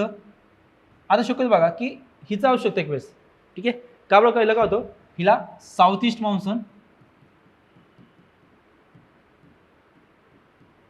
प्लस नॉर्थ ईस्ट मान्सून भेटतो. पण होतं काय इश्यू की हिला 12माही वाहणारी नदी म्हणत नाही, पण सेन्सेटमध्ये दिलं होतं की ही नदी वाहिली पाहिजे, पण आता आयोगाने उत्तर दिलंय तर वरीलपैकी एकही उत्तर दिलंय. ठीक आहे. तर मे बी ही असू शकते. म्हणजे मला असं वाटतं की मी याचा आन्सर पण कावेरी मारला असतं, म्हणजे मी असतो तर. ठीक आहे. पण याने हे पण दिलं नाही. गोदावरी तर शक्यच नाही, आपली गोदावरी नदी काय होत नाही, 12माही वाहत नाही, यापैकी नाही, हे काही उत्तर आहे. पण याचं उत्तर कावेरी पण असलं पाहिजे होतं, कारण याच्यामध्ये काय होतं, साऊथ ईस्ट मान्सून आणि नॉर्थ ईस्ट मान्सून पण, त्यामुळे का दोघांना पाऊस पडतो. आणि बघा आपल्या माहिती की कावेरी नदी कुठे पावते, ती पावते ब्रह्मगिरी टेकड्यामध्ये. ब्रह्मगिरी टेकड्या कुठं आलं, ते कर्नाटकमध्ये. त्यावर दोन धरण आहे बघा, कोणते आहे, मेत्तूर धरण आणि कृष्णराज धरण. ठीक आहे, हे 2 धरण आहे. ठीक आहे. नेक्स्ट बघा क्वेश्चन, अल्फा कण यांनी शोधून काढले, J Thomson, Albert Einstein, E Rutherford, madam Curie. Answer काय आहे, रुदरफोर्ड याने केलं होतं. अल्फा अँड बीटा कण शोधले होते, लक्षात ठेवा. कोणते शोधले, अल्फा बीटा कण शोधले होते. अल्बर्ट आइन्स्टाईनचं काय होतं रे, E is equal to mc². याने काय असते, तर मास इंटू व्हेलॉसिटीचं काय असतं, स्क्वेअर असतो. पुढे आता थॉम्सनचं काय, त्याने शोधला होता इलेक्ट्रॉन. काय शोधला होता, इलेक्ट्रॉन शोधला होता. मादाम क्युरीचं काय होतं, यांना काय भेटलं, नोबेल प्राइज भेटला होता. मॅडम क्युरी आणि पेरी क्युरी, बरोबर ना, कोण दाम्पत्य होते. आता मेरी क्युरीने काय केलं होतं, मेरी क्युरीने केलं होतं, 2 एलिमेंट शोधले होते. पहिला होता पोलोनियम, बिकॉज त्या कुठल्या होत्या, पोलंडच्या होत्या. आणि दुसरा होता रेडियम, दोन्ही पण काय तर आपण त्याला म्हणतो इलेक्ट्रो नाही, रेडिओ ॲक्टिव्ह एलिमेंट आहे. कधी पण काय रेडिओ ॲक्टिव्ह एलिमेंट आहे. त्यामुळे त्यांना काय भेटला, दोनदा नोबेल भेटला होता. कधी भेटला होता? एक भेटला होता 1903ला, दुसरा होता 1911ला. 11च ना? ओके. आणि त्यावेळेस कोणाला भेटला होता? आपले जे होते कोण, रवींद्रनाथ टागोर यांना पण काढला त्यावेळेस नोबेल प्राइज पण भेटला होता त्या काळात. ठीक आहे, गीतांजलीसाठी. क्लिअर आहे? So option number 3 is the correct answer. Last question बघा आपण. सहकारी संस्थांचे अजून क्वेश्चन मध्ये सहकारी संस्थांचे आर्थिक वर्ष कोणते असते? 1 एप्रिल ते 31 मार्च, 1 जानेवारी ते 31 डिसेंबर, 1 जुलै ते 30 जून आणि 1 मे ते 30 एप्रिल. करेक्ट आन्सर असलं पाहिजे ते म्हणजे काय, 1 एप्रिल ते 31 मार्चचं काय करेक्ट आन्सर असणार आहे. 1 जुलै काही संबंध नाही, कारण बघा आपल्यामध्ये 7 जुलै का असतो, तर सहकार दिन असतो. का असतो? सहकार दिन असतो. आणि जुलैचा पहिला आठवडा का असतो? सहकार सप्ताह असतो. का असतो? सहकार सप्ताह असतो. सहकारामध्ये लक्षात घ्या का आपल्याला सहकारामध्ये काय काय माहिती असलं पाहिजे ते म्हणजे किती करतो. पहिलं म्हणजे काय, सहकार दिन किती असतो? 7 जुलै. ठीक आहे. त्यानंतर काय, सहकार स्थापना कलम कोणतं होतं? 19(1)(c) होतं. बरोबर आहे. कोऑपरेटिव्हचं स्थापना. किती घटना दुरुस्ती? 97वी घटना दुरुस्ती. 97वी घटना दुरुस्ती 2000 कधीची होती? 2011ची होती. बरोबर. अजून काय होतं? 2 कायदा लक्षात ठेवा. 1904चा पहिला कायदा सहकार कायदा 1904, दुसरा होता 1912चा सहकार कायदा. महाराष्ट्राचा कसा होता? 1960चा सहकार कायदा. विना सहकार नाही उद्धार. ठीक आहे. सहकार मंत्रालय स्थापन केलं होतं कधी? लास्ट इयरला 2022ला ना. काय केलं? सहकार मंत्रालय स्थापन केलंय. अध्यक्ष ह्याचं हे कोण आहेत? अध्यक्ष कोण आहेत? म्हणजे त्या मंत्री कोण आहेत? तर अमित शहा काय त्याचे मंत्री आहेत. ठीक आहे, केंद्रामध्ये. लक्षात ठेवा. आणि महाराष्ट्र कायदा कधीचा? 1960चा आहे. सहकार कायदा कधीचा? 1912 1904चा. ठीक आहे. त्यासाठी वेगवेगळ्या समित्या होत्या. बरोबर. त्या समित्या पाठ करा. ठीक आहे. सहकार चॅप्टर दिला आहे आपल्याला इकॉनॉमिक्समध्ये, तो बऱ्यापैकी करशान. ठीक आहे. एक व्यक्ती एक मत हे महत्त्वाचं तत्व असतं. ओके. पुढील शास्त्रज्ञांपैकी कोणी त्यांच्या 1940 मध्ये प्रकाशित झालेल्या विज्ञान व धर्म या लेखात असे प्रतिपादन केले की धर्माविना विज्ञान का असतं? लंगडे आहे आणि विज्ञानाविना धर्म कसा आहे? आंधळा आहे. ठीक आहे. असं कोण म्हटलं होतं? त्याचा आन्सर आहे अल्बर्ट आइन्स्टाईन म्हटले होते. कारण बघा न्यूटनचा संबंध काय? न्यूटन त्यावेळेस जिवंत होते का? नाही, शक्यच नाही. कॉपर्निकस होते जिवंत? नाही, 2 जण कटले. राहिले कोण? निल्स बोर आणि आइन्स्टाईन. तर असं कोण म्हणणार आहे? कारण की आइन्स्टाईन का त्यांनी प्रतिपादन केलं होतं की काय म्हणलं होतं की विज्ञानाशिवाय धर्म कसा आहे, धर्मविना विज्ञान कसं लंगडं आहे आणि विज्ञान धर्म कसा आहे? आंधळा आहे. कोण म्हटलं ते? अल्बर्ट आइन्स्टाईन म्हटले. सर्वांना माहिती आपल्याला त्यांचं मेन गोष्ट काय होती? E = mc² equation. त्यानंतर काय? Theory of relativity. Theory of relativity ते म्हणले ते गॉड पार्टिकल असणार आहे. गॉड पार्टिकलचं अजून कोणी मांडलं होतं? तर अल्बर्ट आइन्स्टाईन यांनी मांडलं होतं. त्यांनी काय होती? ते असं म्हटलं की एक अजून 5वी स्टेट पण आहे. त्याचं नाव होतं बोस आइन्स्टाईन कंडेन्सर. त्यांनी शोधली. त्याला म्हणतो आपण बोस कंडेन्सर. 5वी स्टेट. पहिली आहे सॉलिड, लिक्विड, गॅस, नंतर प्लाझ्मा. 5वी आहे Bose Einstein condensate. It's non as a Bose Einstein condenser. Option बरोबर इज द करेक्ट आन्सर. या पद्धतीने आपण आज सायन्स आणि इकॉनॉमिक्स हे क्वेश्चन बघितले. जो काय राहिला पार्ट असतो आपण नेक्स्ट लेक्चरमध्ये बघूया. Thank you so much.